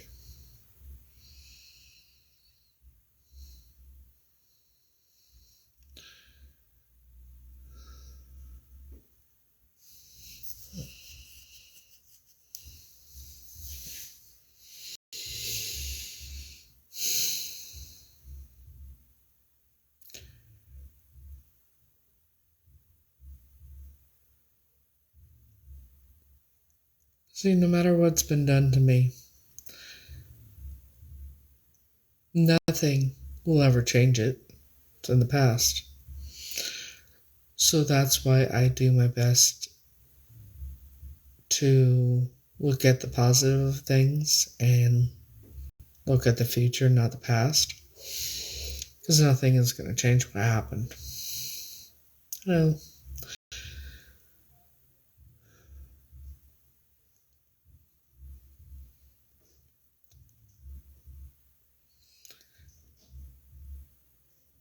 and me,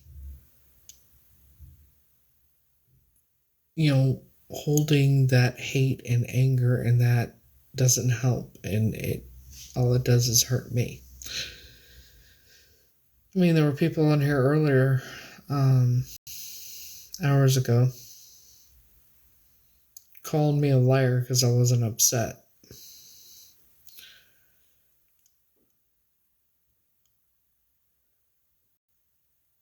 What good does it do to stay upset about things from the past? How does that help anything? How does that solve anything?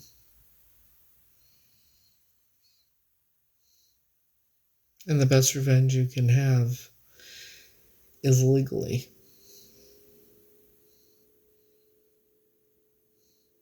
Oh, I'm numb. I'll tell you that right now, I'm numb.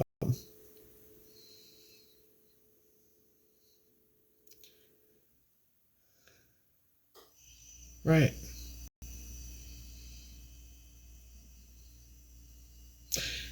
I have to be numb, though. I'm still waiting for Ashton Kutcher to pop out and say I've been punked, okay? Because it doesn't feel real. This whole thing doesn't feel like it's real.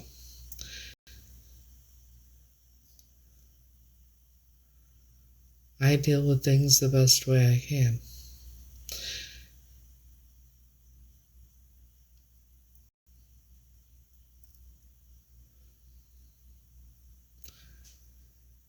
Yeah.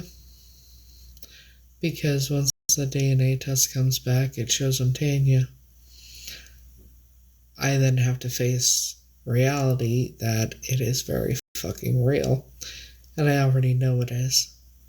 But I have to face facts that it is. And there's...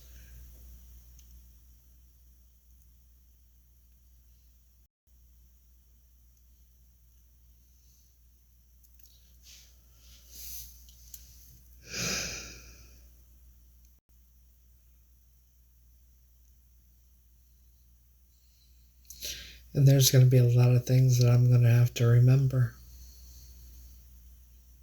Like being hypnotized and shit.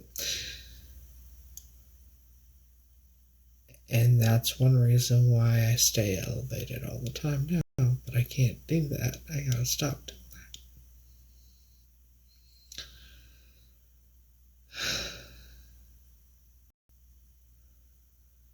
No, it doesn't change who I am. It just means my whole life has been a lie.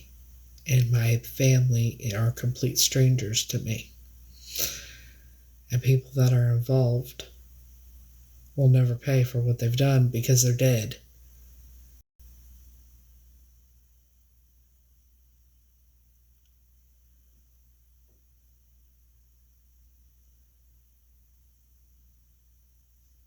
It means I took care of a kid that was never related to me for the first 2.5 years of his fucking life, on top of taking care of her and the grandma.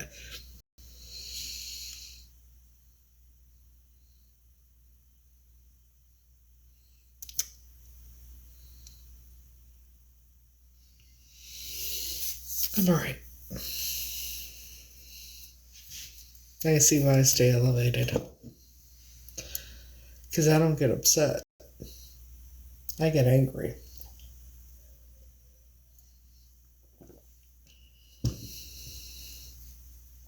There's a difference. I don't get upset. I did it in the beginning of this whole thing. But the reason I say numb and elevated is because I get angry. And nobody likes it when I'm angry, and I know that sounds funny, but it's honestly not. Because let me give you an example or something. When people look into my eyes, depending on what side they are, like if they're on my good side or my bad side, when they get close enough to me and they look deep in my eyes, one of two things happens. They're either very drawn in, very drawn to me, or they're very terrified of me. Like I said, it's better for me to stay numb and elevated.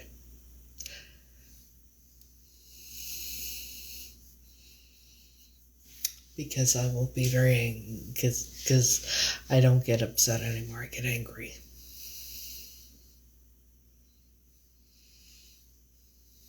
Which isn't good.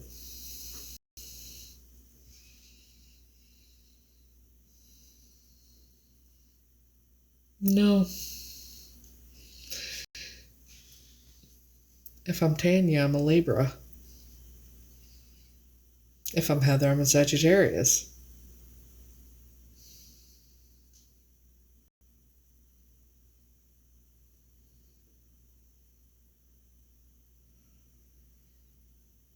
So,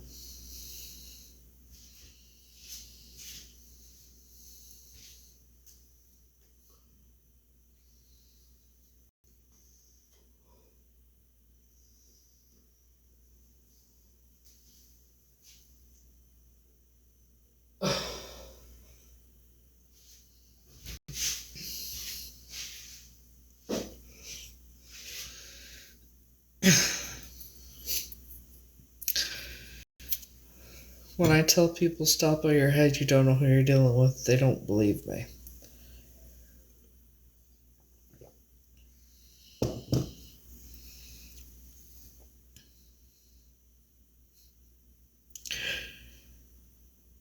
I stay elevated a lot.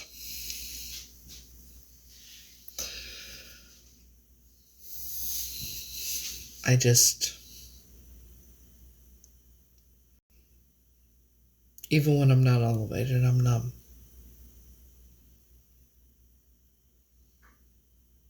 But at least when I'm elevated, I'm not overthinking and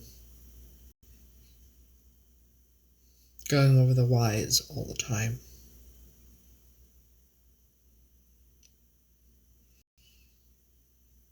And how did this happen? And how could people be like that? And, you know?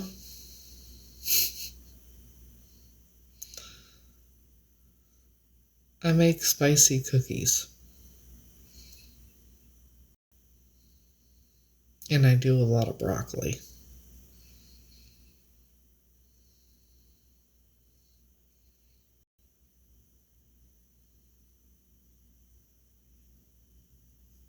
Yes, I'm Rh negative. Why? My blood type is B negative.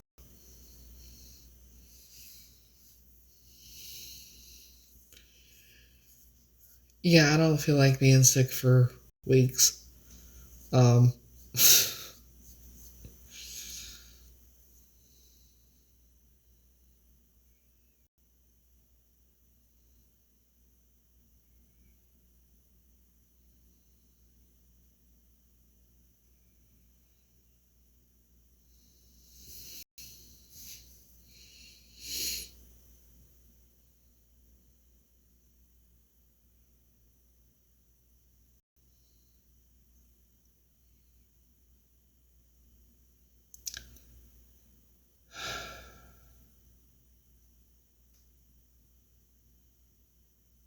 So,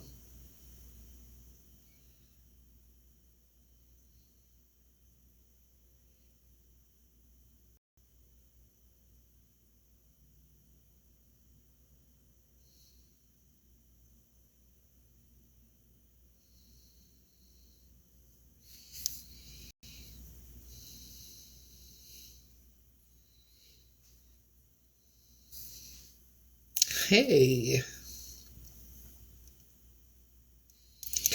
Yes, my blood type is B negative, so yes, I am Rh negative.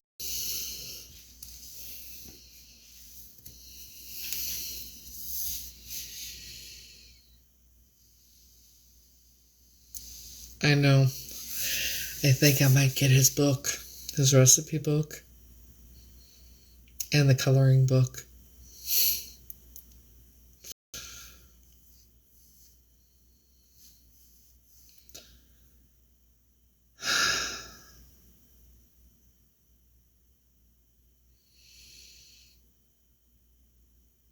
I'll be happy.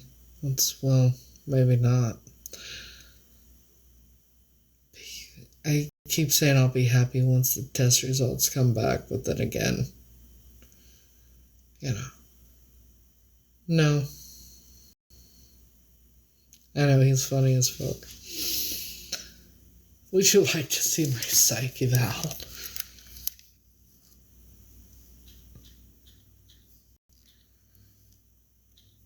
I'll show you.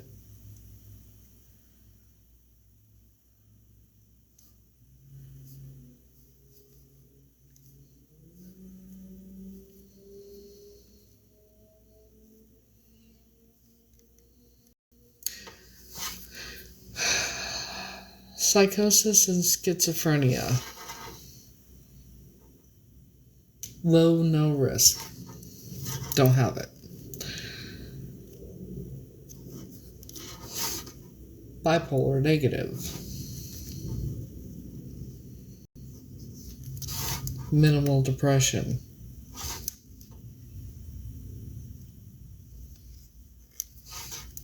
Minimal anxiety. ADHD, unlikely.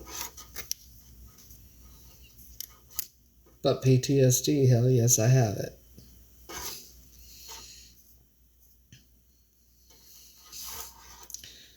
And an IQ of 115.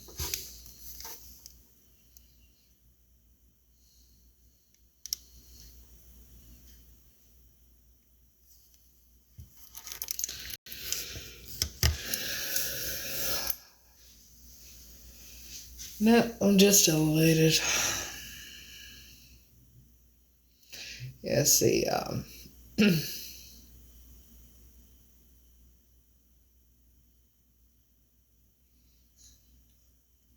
that's why I stay numb and elevated, because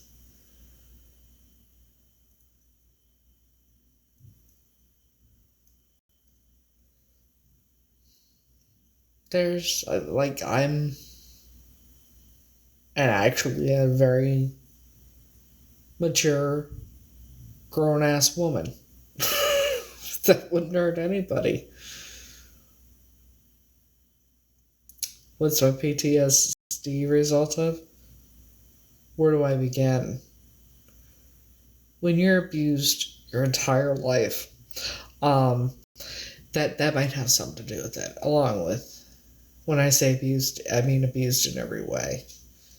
And then find out that you may very well be a missing person and was kidnapped and trafficked and things like that. Then you start remembering shit that you didn't want to fucking no. So yeah.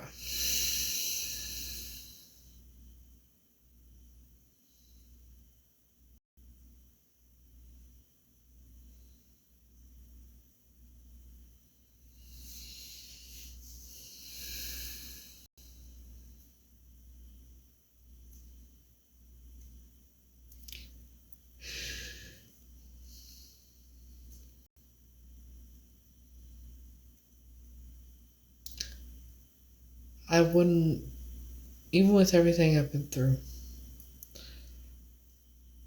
I would never want to trade places with anybody, and I've never been jealous of anybody. And I would never want anybody to experience anything I've ever had to live through in my life.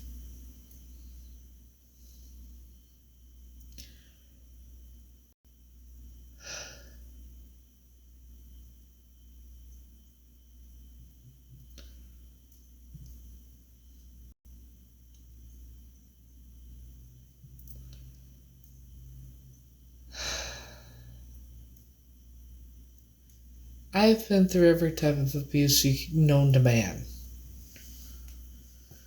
I might not even be Heather. Find out the next 30 days. But I'm most likely this person that was kidnapped and missing for over 41 years.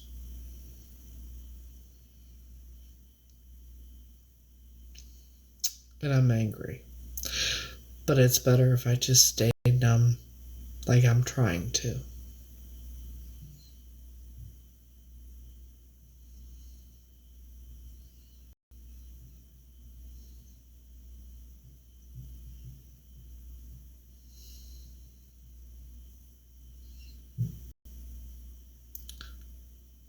The things I've already remembered.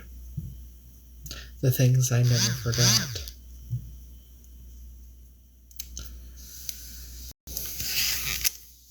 Yeah. They're all involved.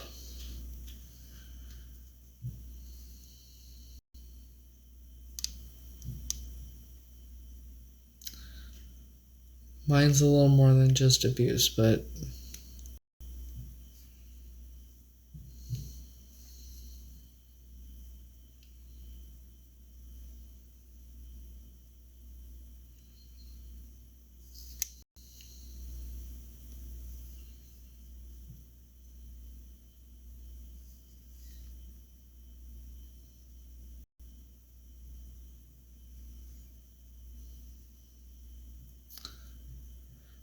Pop-Tart 1222. The obsession is fucking real, y'all.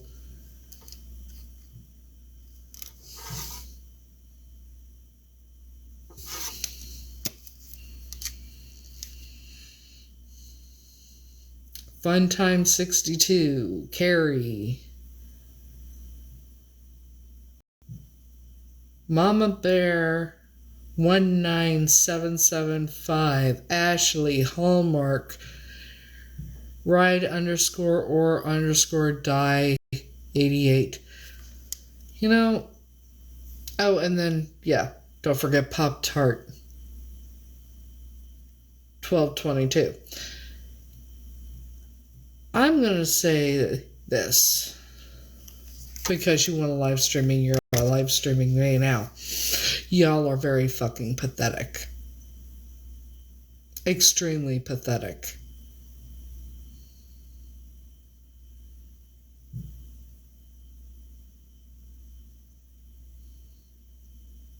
Yeah, I'm sure you do.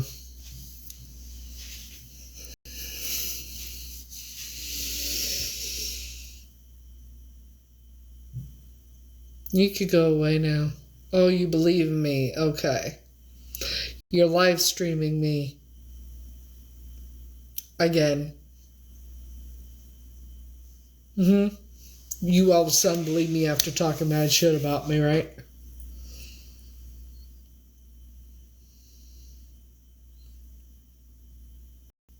You wanted to live stream me after talking. Make it make sense.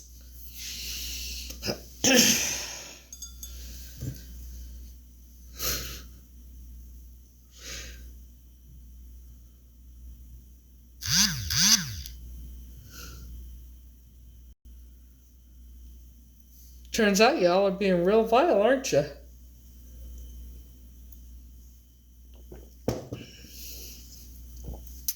Shows what kind of souls you have.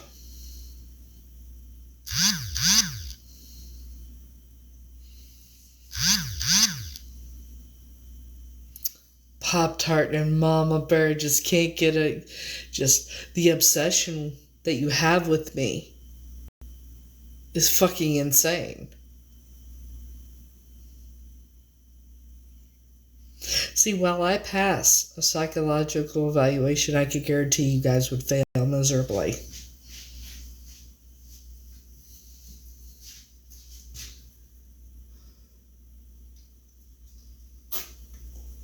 It's just a matter of time.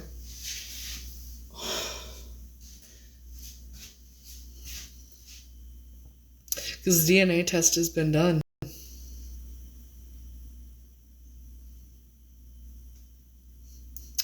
Oh my. I am so sad that you can't piss me off. Cry me a river. Get a fucking life.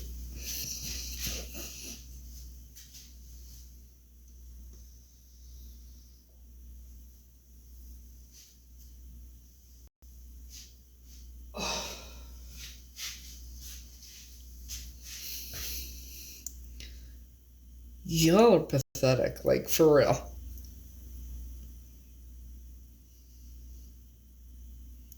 I haven't even been talking about you for God knows how long now and shit.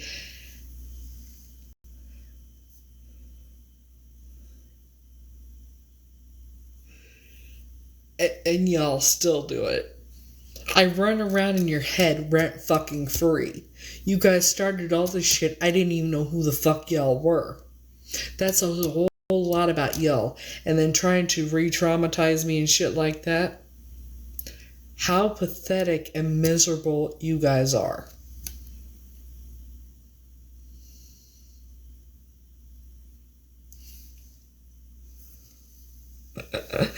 Sure you are. You wanna argue. I can't argue with you. You mad. I can't argue with you. No. Y'all are pathetic. Why you so obsessed with me, bitch? I wanna know. Actually, I don't care. I really fucking don't. I don't give a fuck if what your deal is with me. And no, I actually have a life. Like some people. Unlike some people. I mean, if you want, I can start naming names. Like, you know, Heather E. there? Yeah. Don't forget, I have your mama's name, your daddy's name, their address that I'm giving. And I mean, Texas Rangers know exactly who you are, don't they? Mommy and Daddy live in Tuttle, Oklahoma, right? And then your baby daddy that you're not married to, who's a software engineer.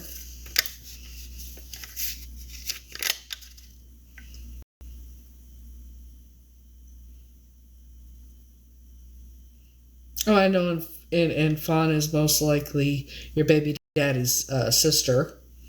Oh, don't worry, I have his parents' names too, and they live in, Arizona.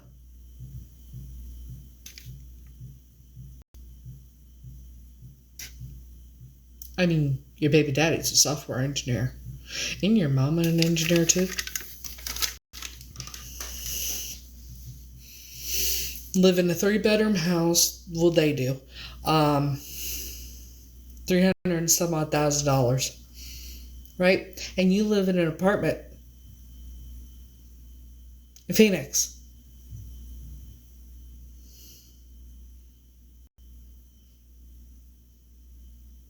And you have nothing. I mean, your kids were fighting over a cell phone, weren't they? Then you yelled at them that you got them 2 big presents. Right? You did that around Christmas, didn't you? And just for the record, I don't watch you or nothing. I just get told. I don't even ask anybody about you guys. They just tell me things and screenshots and screen recordings that get sent to me. Which is great evidence. Great for evidence for law enforcement.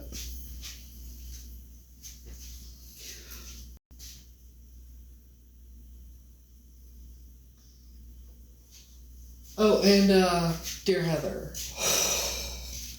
Cruella. Lord Voldemort.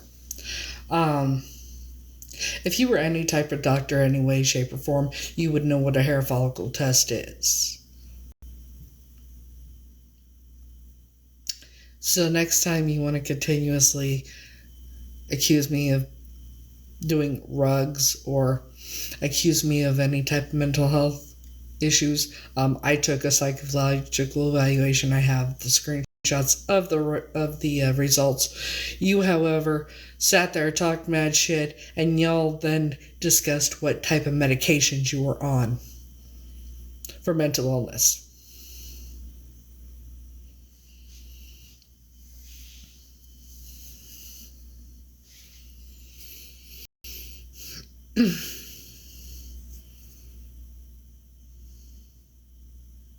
And the lies on top of lies on top of lies. You can't keep your story straight. My question is, how the fuck did you even know about me or who I was or anything? And what did you get out of this whole thing? Because it's clearly you're not, intelligence-wise, I don't know, you're like stuck in fucking high school.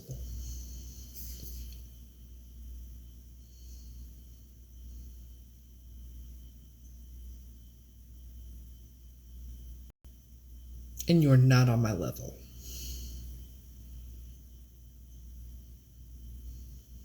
And what makes you and the rest, Pop-Tart, all y'all, really ugly fucking human beings is what's in here. Maybe take some time, get off social media, go evaluate how you are as a human being. Maybe reevaluate your life, spend time with your loved ones. I don't know, become better human beings. Find where you left your compassion in that. And figure out what the fuck your obsession is with me and go get it checked out and taken care of. And maybe then come back and you'll be better people and people might actually like you then.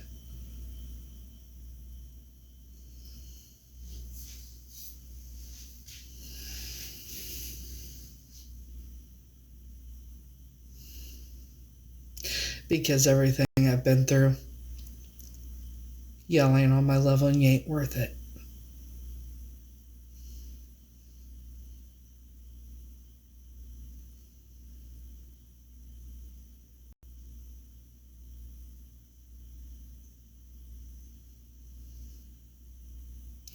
I didn't even know who the fuck y'all were.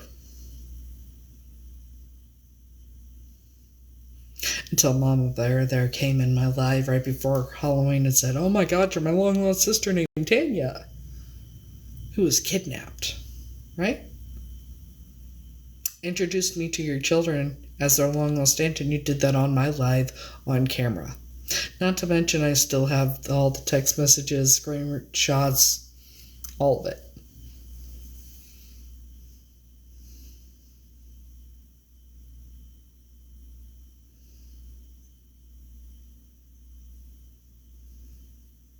And if you think for 1 second law enforcement doesn't watch my live and your guys' lives, you are sadly mistaken. And might I add, Mama Bear Corella, Lord Voldemort, I strongly suggest you stop lying.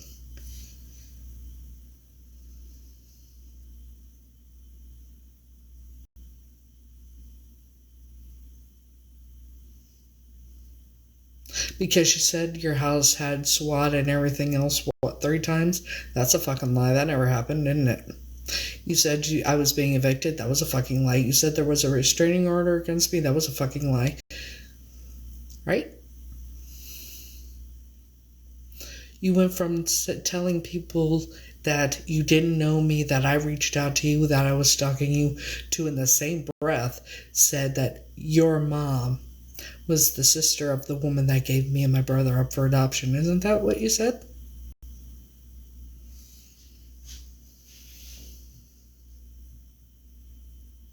Right?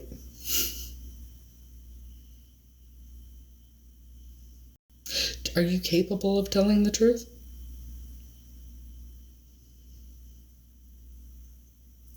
At all? Probably not. But see, you don't have to answer the questions that I just asked you. You don't have to answer them to me. But eventually you're going to have to answer them to law enforcement. And probably in court. Most definitely in court.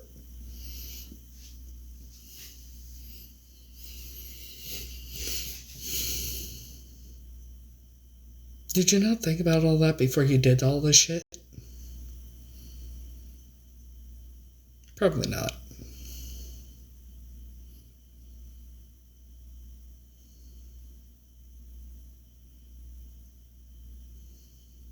Not to mention everything else you said.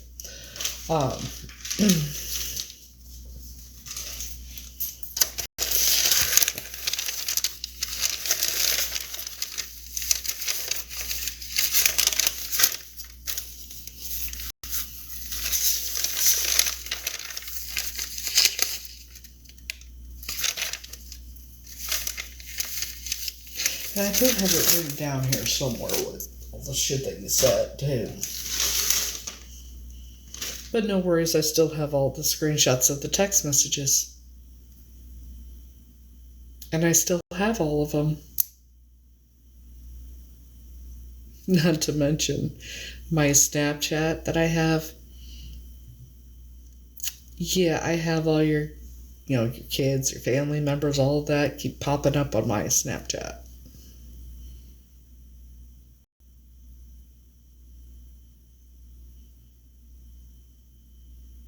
Yeah.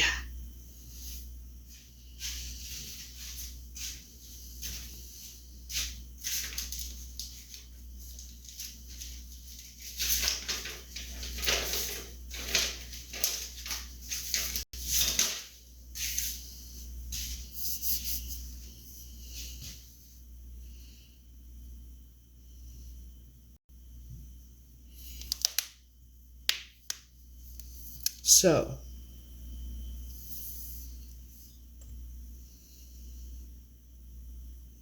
I mean, you did text me too from somebody else's number and kept repeating, and I have the screenshots of those text messages too, and you told me that Pop-Tart is the one that kept calling the cops on my house and having them show up at my house, which they're already well aware of what's been going on. So, yeah, it's in their system. How I've been being harassed. Anywho, yeah, you even sent me the screenshot of her Facebook page, of her actual name, didn't you?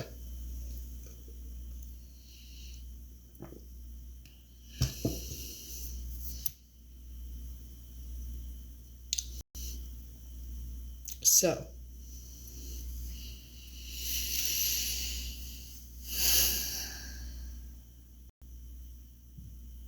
hello. Karma's a bitch. But see, you're not going to win. Bad people don't win. Takes a while. But I'm telling you right now, you're making it worse for yourselves.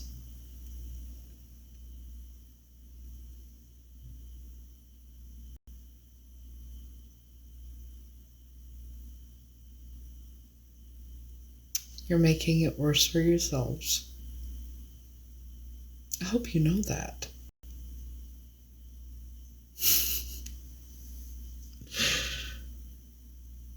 No, it's carnelian. You do know you're making it worse for yourselves, right?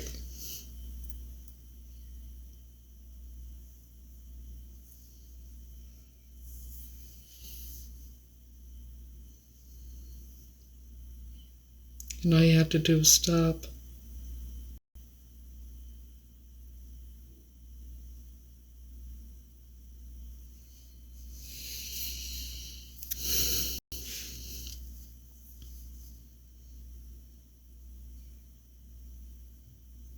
The obsession is extremely pathetic. I think it's funny as fuck.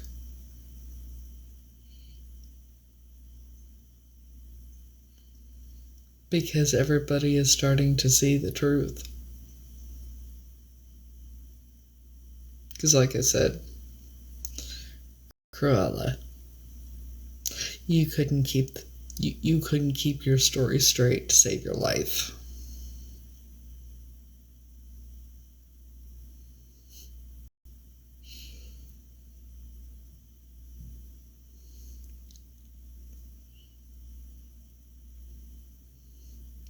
I mean, I even have text messages of you saying that your baby daddy, your last name's Baldwin, right? Yeah, he was an FBI agent. In all actuality, he's a software engineer. You said you're a doctor. You probably most likely work at fast food. What, McDonald's? I'm gathering something along the lines. Because there's no way, shape, or form could you ever be a doctor.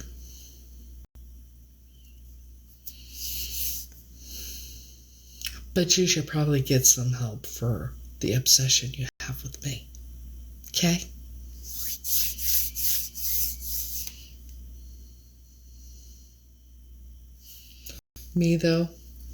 Myself, I have to prepare for my photo shoot I'm going to be having this next week. Okay?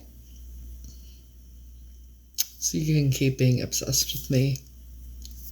You can have me run around rent-free in your head. And I heard you're really pissed off that I figured out what your actual last name is.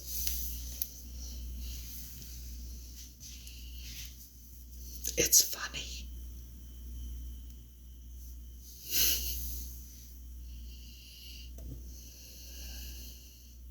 It's funny how pathetic some people are.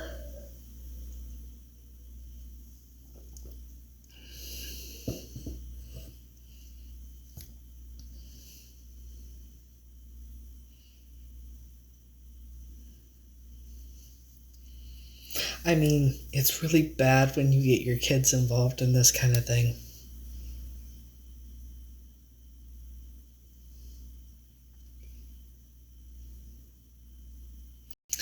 Because just knowing what I know about this, what you've done this past since right before Halloween, you really should not be having your children around you.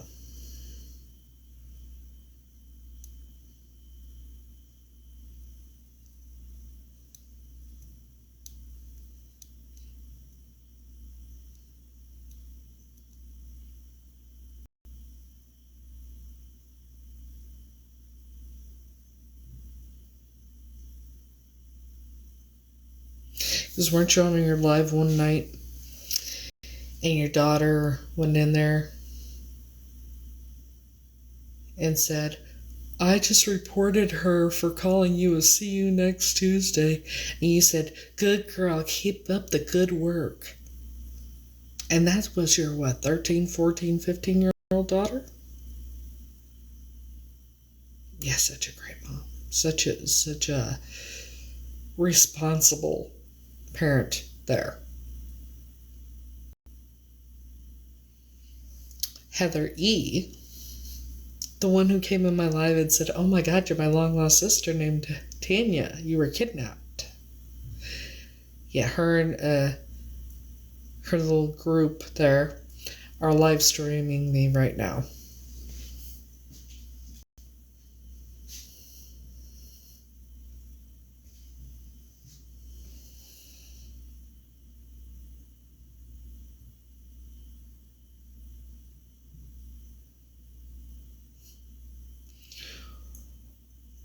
Oh, no, Heather E., she's the one that said she was my sister, remember? Most likely related to the kidnappers.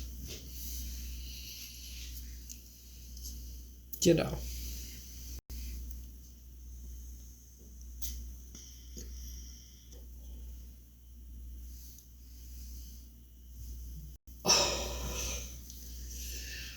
I don't know. Why don't you go ask her why she decided to turn my life upside down? But you know what? Everything works out. Maybe I'll have a little dedication in my book for you. And you can read it while you're in prison. Because aiding and abetting is a felony.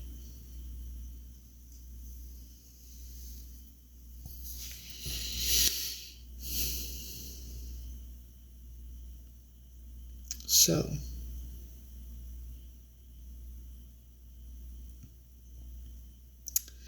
it is 1:17 in the morning. I think I am going to go to bed.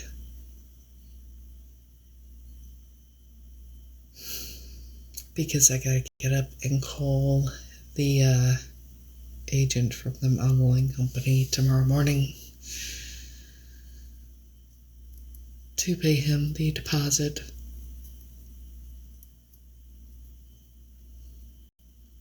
For me to go do the photo shoot.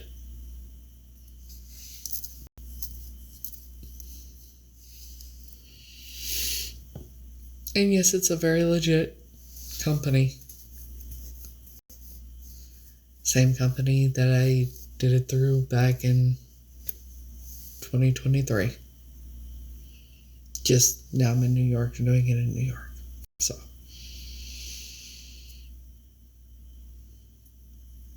It's so I can get my portfolio for modeling.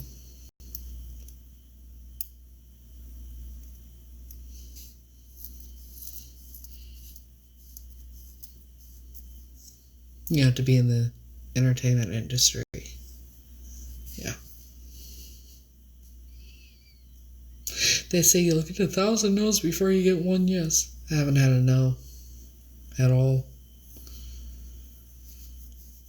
It's me that's been putting it off. I was one of the 10% chosen to do a modeling thing. But you know, when it comes to the industry, you gotta pay to do shit. So.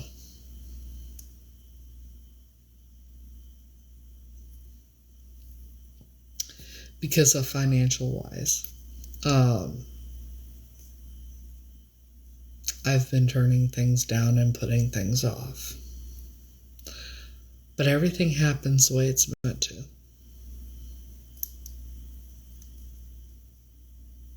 You know? So, I guess it's time. Because I've had meetings with agencies and since I've been here. So, yeah. Still trying to figure out why you told me to bring snacks. I guess I'll find out soon enough.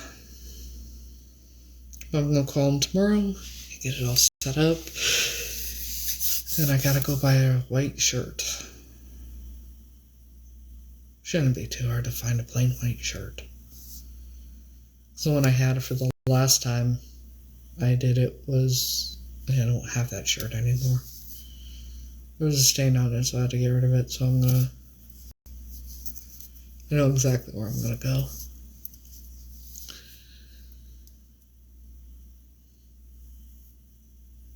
So, I'm excited.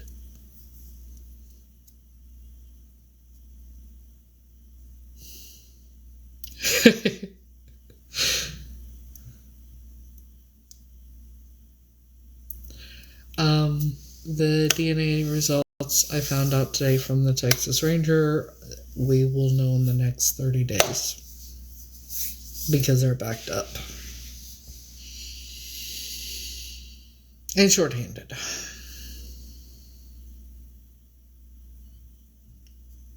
But they have it safe and sound.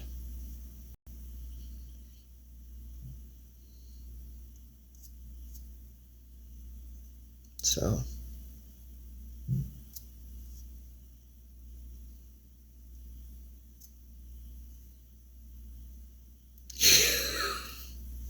You got blocked on theirs?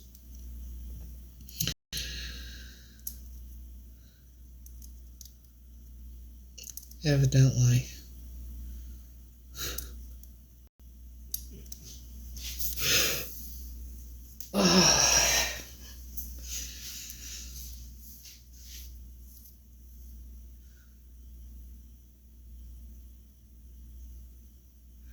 They had to have seen you on here commenting, and that's when they blocked you.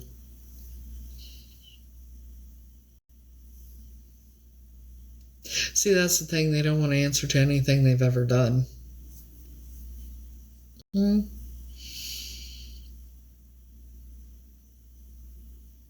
It's funny to me. The obsession.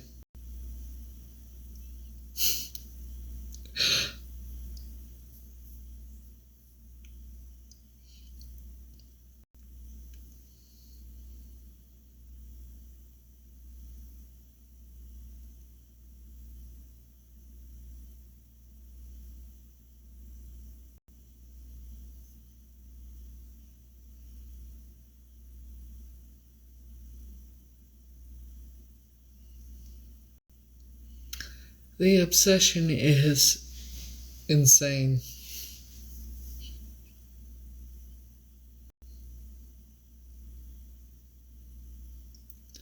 I don't know why they're so obsessed. Why so obsessed with me? I didn't even know who these motherfuckers were. Like, legitimately, I had no idea who the fuck they were. That's what usually happens. People start talking mad shit, whatever, like they did in the, like, this has been going on for a long time, for like, the past 2 years, whatever. It's like, I don't even know who the fuck these people are, and they're talking about me. I didn't know. I'd never expected to be famous on social media like that, but hey.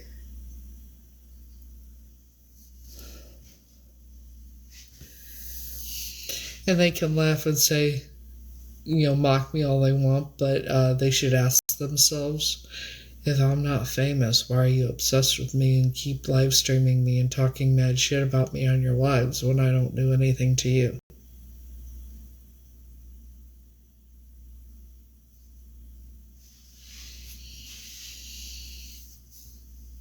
You know?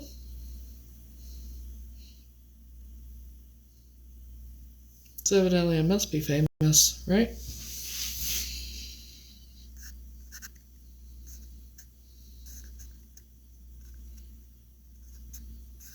Oh, damn it.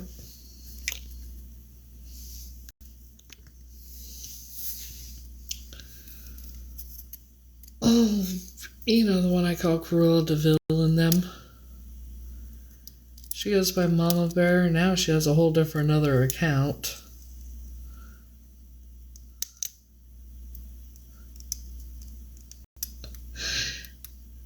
And Pop Tart 12, 22, and all of them. Yeah, the obsession, man. Evidently, I'm really famous because why else would they be doing this for this long? Instead of just moving on like normal people. No, that would take some sort of, being mature. Because mature people don't do that shit.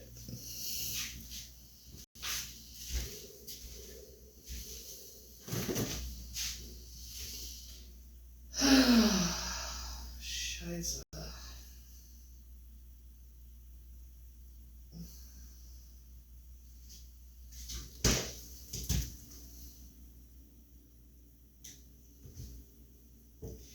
Isn't it ironic? Don't you think?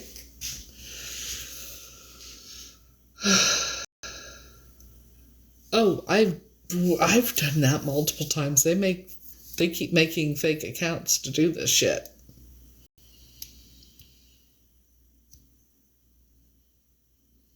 Well, see, it all started about back. Well, as far as I knew, back right before Halloween, when Heather, the other Heather, she goes by Mama Bear, decides to come in my live and say, "Oh my God, you're my long lost sister named Tanya. You were kidnapped."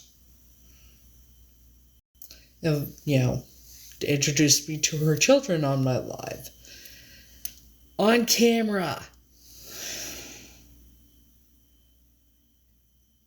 Long story short, after chalking it up to someone who was heartless and soulless, and selfish, excuse me, who didn't care about anybody but herself. Pretty sure I hit the nail on the head with that one.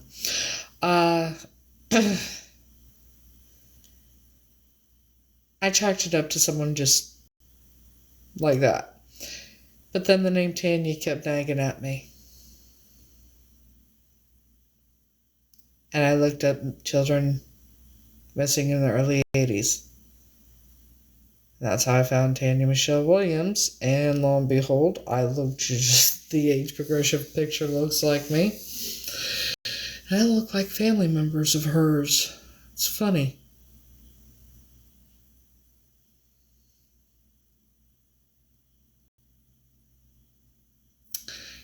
Now,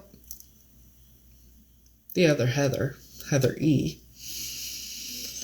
has this obsession with me and has other people obsessed with me as well because they keep live streaming me. I block their accounts. They make new ones. It's insane. And it's been going on for quite some time now. So I did a DNA test a couple weeks ago. Oh, that's who told me I was her long-lost sister named Tanya. Figured out she's most likely related to, well, like I said, aiding and abetting is a crime.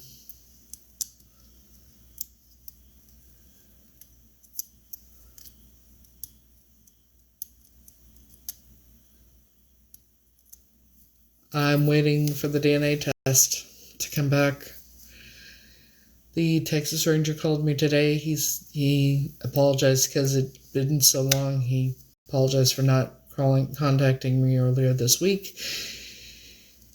And he said the center, the crime, forensics, whatever, that the test is at, they do have it. It is safe.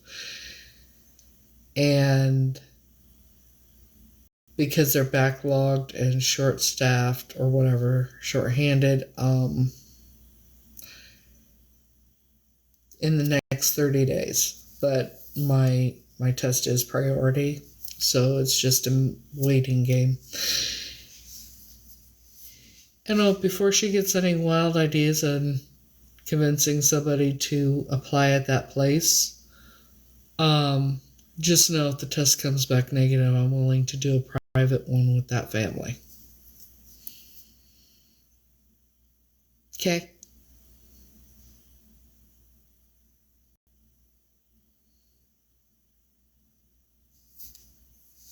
Yeah, I've been in contact with the new sheriff. I've spoken with him. I speak more with the Texas Ranger, though.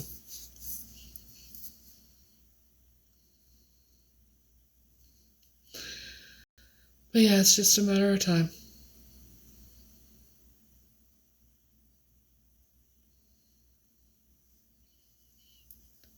You know, she'll be reading my book Behind Bars.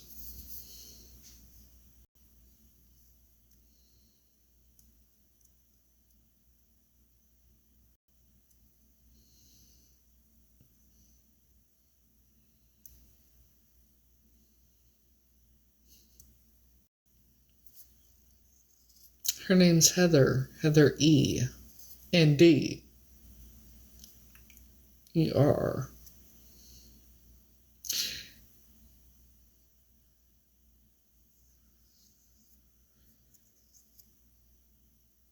Well, the law enforcement believes on Tanya.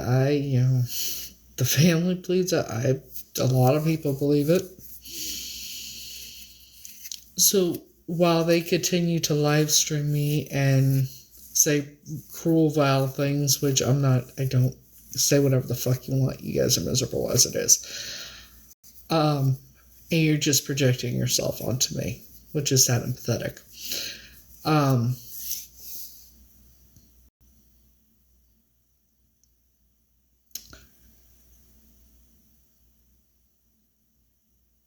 It's a matter of time.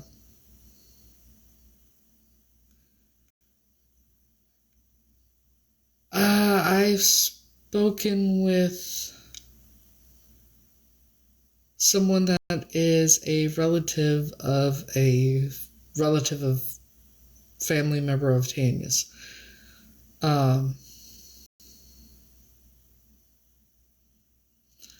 The only baby pictures, those are not me.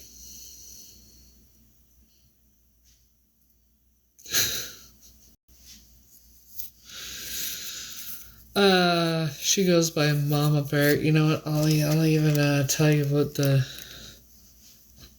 like Mama Bear 1977 something something.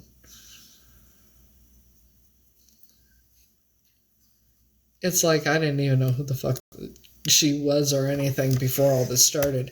But Georgetta did follow me. I found out on October 23rd or 25th. And isn't it true that she's the one in that picture that I have? With Alta standing right next to her. Yeah. I don't know, you'd have to ask her, but if you go ask her, she'll probably block you.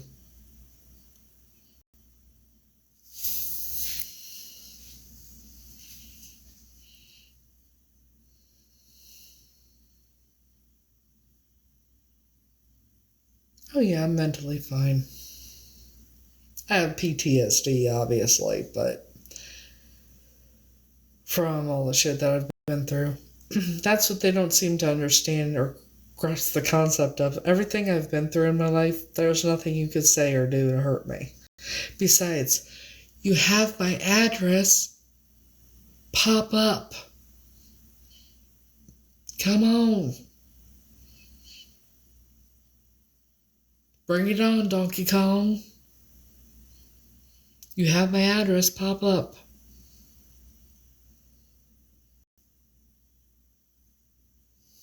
And then say the shit you want to say to me or about me.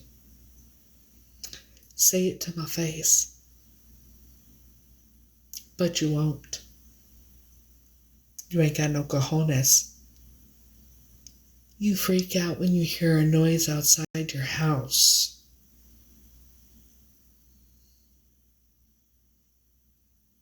Then there's me who walks in Manhattan alone at night with no problem. I have no idea who she is, but she started this shit back in October when she said, "Oh my God, you're my long-lost sister named Tanya."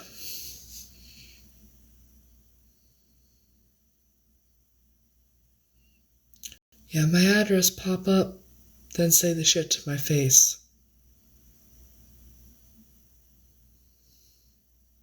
You have no cojones. Because see, I'll say whatever I say on here, I will say to your fucking face. There's the difference.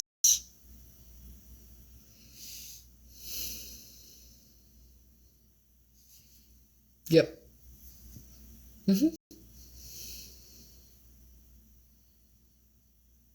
No. She knows I'm not.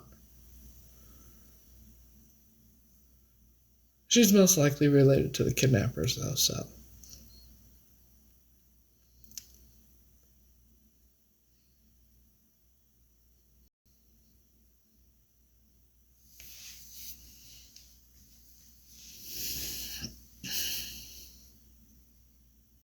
You freak out when you hear a noise outside your home. Me, I walk through Manhattan alone at night. We are not the same.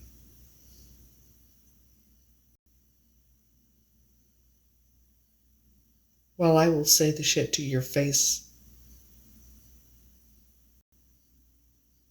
You hide behind a screen. It would never say it to my face. Because you know what would happen. Right?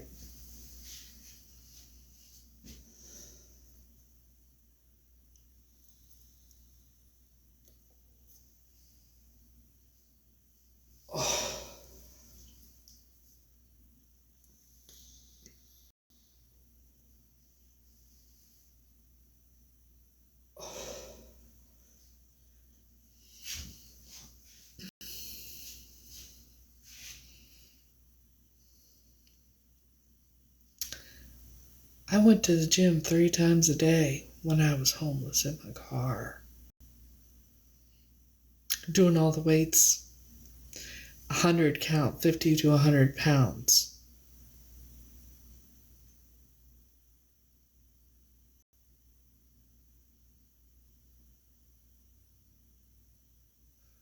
I know self-defense. I have grown men scared of me. I also did backyard wrestling when I was in high school. Do you think, for 1 second, like I am telling you right now, you don't have the cojones to say the shit that you're saying to my face?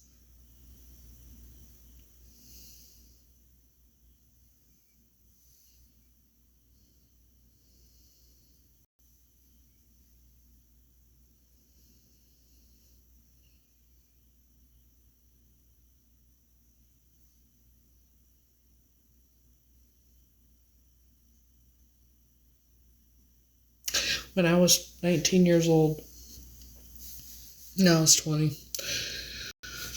My ex-best friend, she was my best friend at the time, and also my ex-girlfriend, uh, decided to do something stupid. She put a blade up to her wrist, and I found, it was to get attention. But long story short, it was to get attention. And I know that for a fact because of what the events happened. Anyways, I went in the room, got it from her, and, well, maybe I ought to back up and tell you what happened. So, I started dating her ex-boyfriend, but let me just say this. I asked her if it was okay 20, 25, 30 times before I did. And she said, yeah, she was happy for us, all this shit. So, okay, great. Well, I spent the night with him one night, and when her mom took me back to the motel room we were living in, she was on my bed that was in front of the picture window, and with the blinds open, looking at the door with the up to her wrist. And I'm like, and I called her mom. Mom, I said, Mom, you see your daughter? She's like, yeah. I said, all right, I'm going to sit here for a few and see what happens. So I sat there talking to her mom about 15, 20 minutes. While she sat on my bed the whole time in front of the window, looking at the door, not moving. So I was like, I'm going to go see what's going on. I opened the door, and as I'm opening the door, that's when she starts. I jumped on the bed, grabbed it from her, threw it in the trash can in the bathroom, and walked out the room. She comes after me, we need to talk. I said, no, the fuck we don't. You need to let me go calm down. I'll be back. We'll talk when I come back. No, she wouldn't let me go calm down. Now, I tell everybody this. If I'm pissed off, let me go walk off, calm down, and then I'll come back and we'll talk. Well, she wouldn't do that. She didn't listen, and I dislocated her jaw.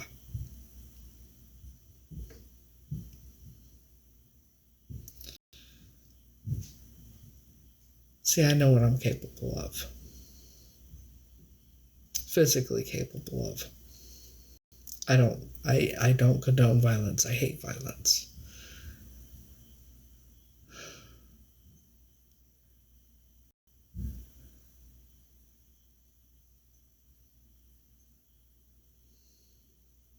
And I am not a violent person.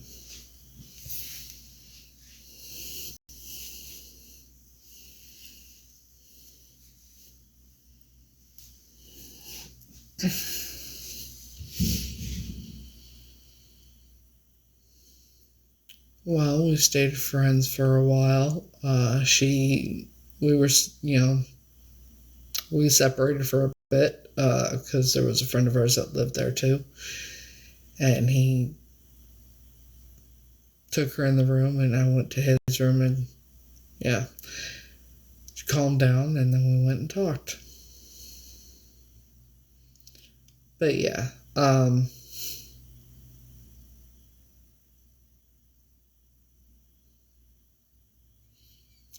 not a good thing. Like I said, I know what I'm fucking capable of doing, and I don't like it.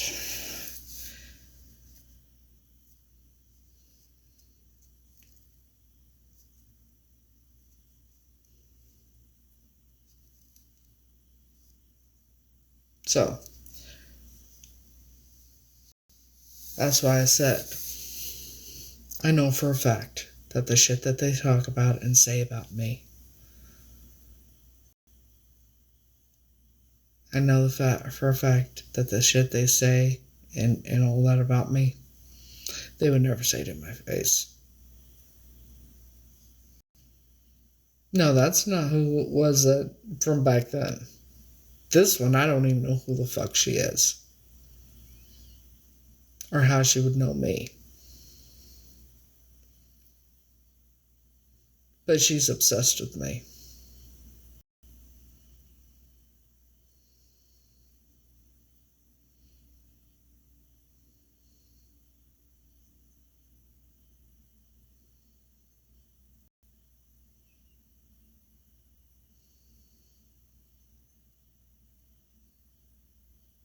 I have heard a lot of things they've been saying. Evidently, they're saying vile things about me right now, and I don't give a shit.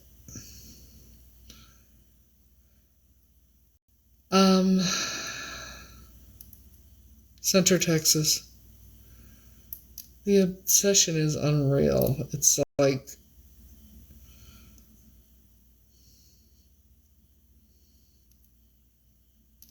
I do have screen recordings.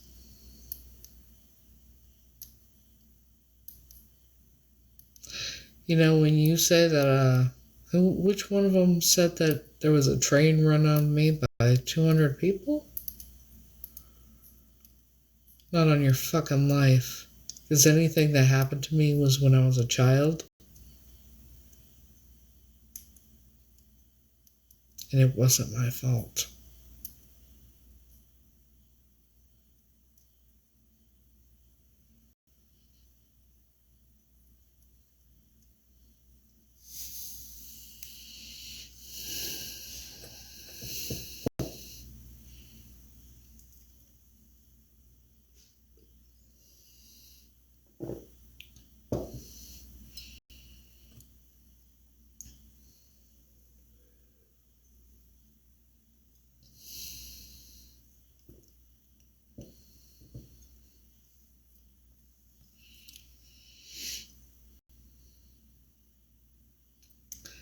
Well,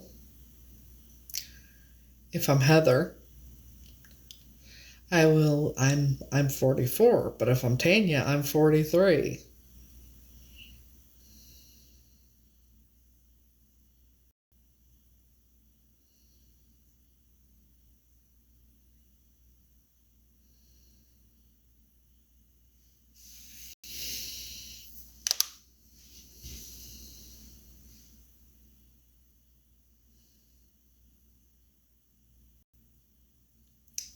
Well, it's hard to say at this point. It would have been, if I said if I'm Tanya, it would have been people that had me probably about a year after I'd been taken.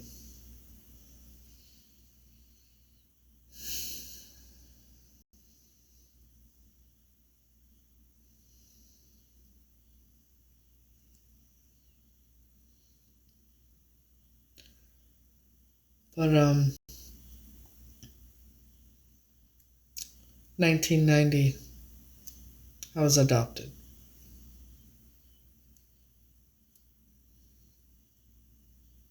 No, I didn't. Not even close. No, I didn't.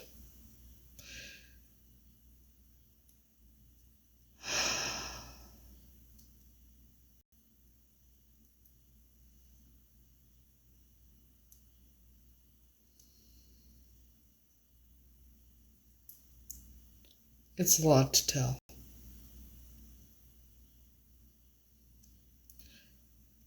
I've been through every type of abuse you can imagine known to man, and if I am Tanya, that means I was kidnapped and prostituted of the adoption story. Well, basically, in 1989, the woman I believed was my biological mom, they took us to Texas, to El Paso, Texas, where we ended up moving in with who I believed was my aunt, who adopted me when I was, in 1990. As soon as we got there, she cut all my hair off and started dressing me like a boy.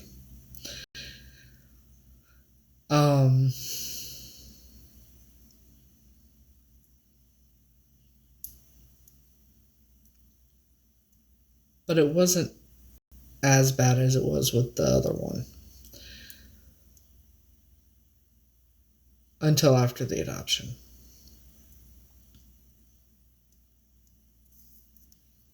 I've never seen an original birth certificate, just the one from 1990.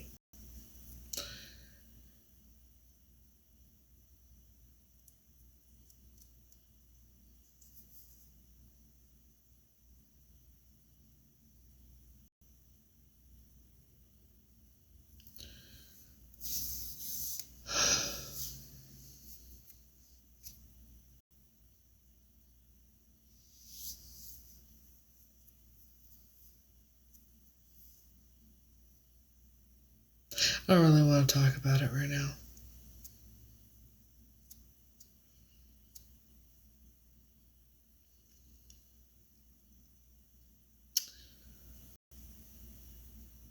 But, it is kind of interesting that she, decided to come on my live and say I was her long-lost sister named Tanya. And I was kidnapped.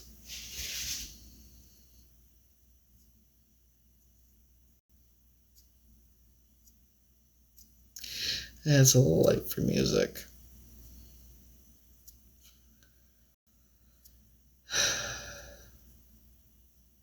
I'm doing as well as could be expected. Well, probably better than could be expected.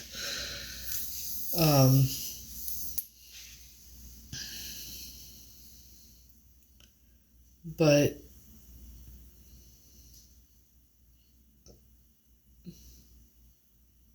no, there's no way I would be her sister if I'm Tanya.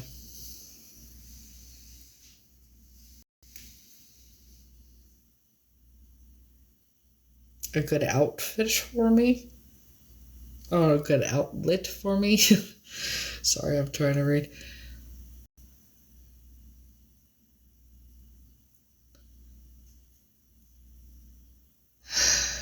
I know some do, but then again, there's some that are fake supporters, turns out.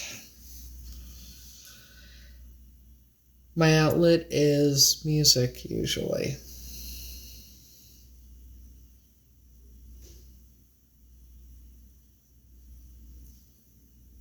One person in particular, but that's neither here nor there. I appreciate that.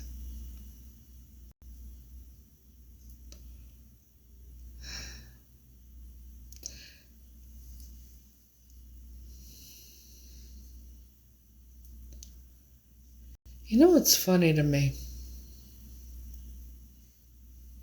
Now that I'm thinking about it. Hallmark. Hallmark was so supportive. Or so she acted like it. From way back in April of last year. Man, how long y'all been stalking me? That's my question.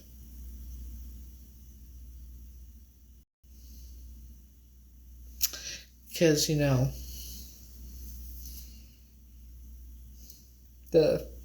horse, of course, Georgetta. Probably real name is Diane, or Diana. I noticed from pictures, that certain people look just like her. Right, Hallmark?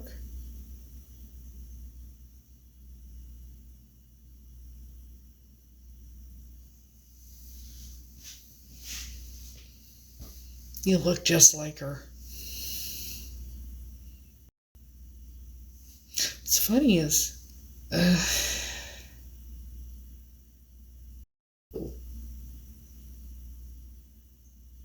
the resemblance is uncanny with all of you. So how many sisters are there?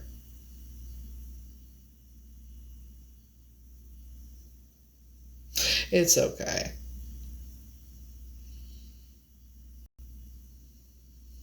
What's done in the dark always comes to light.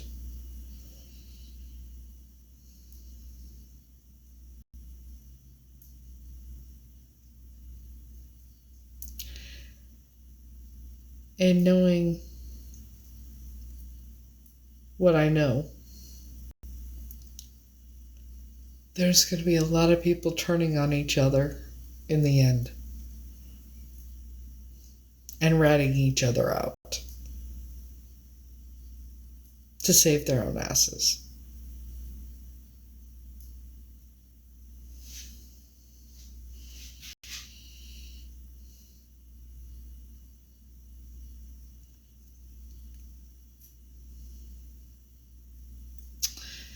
Anywho, I think I'm going to end this for now. I can't wait either.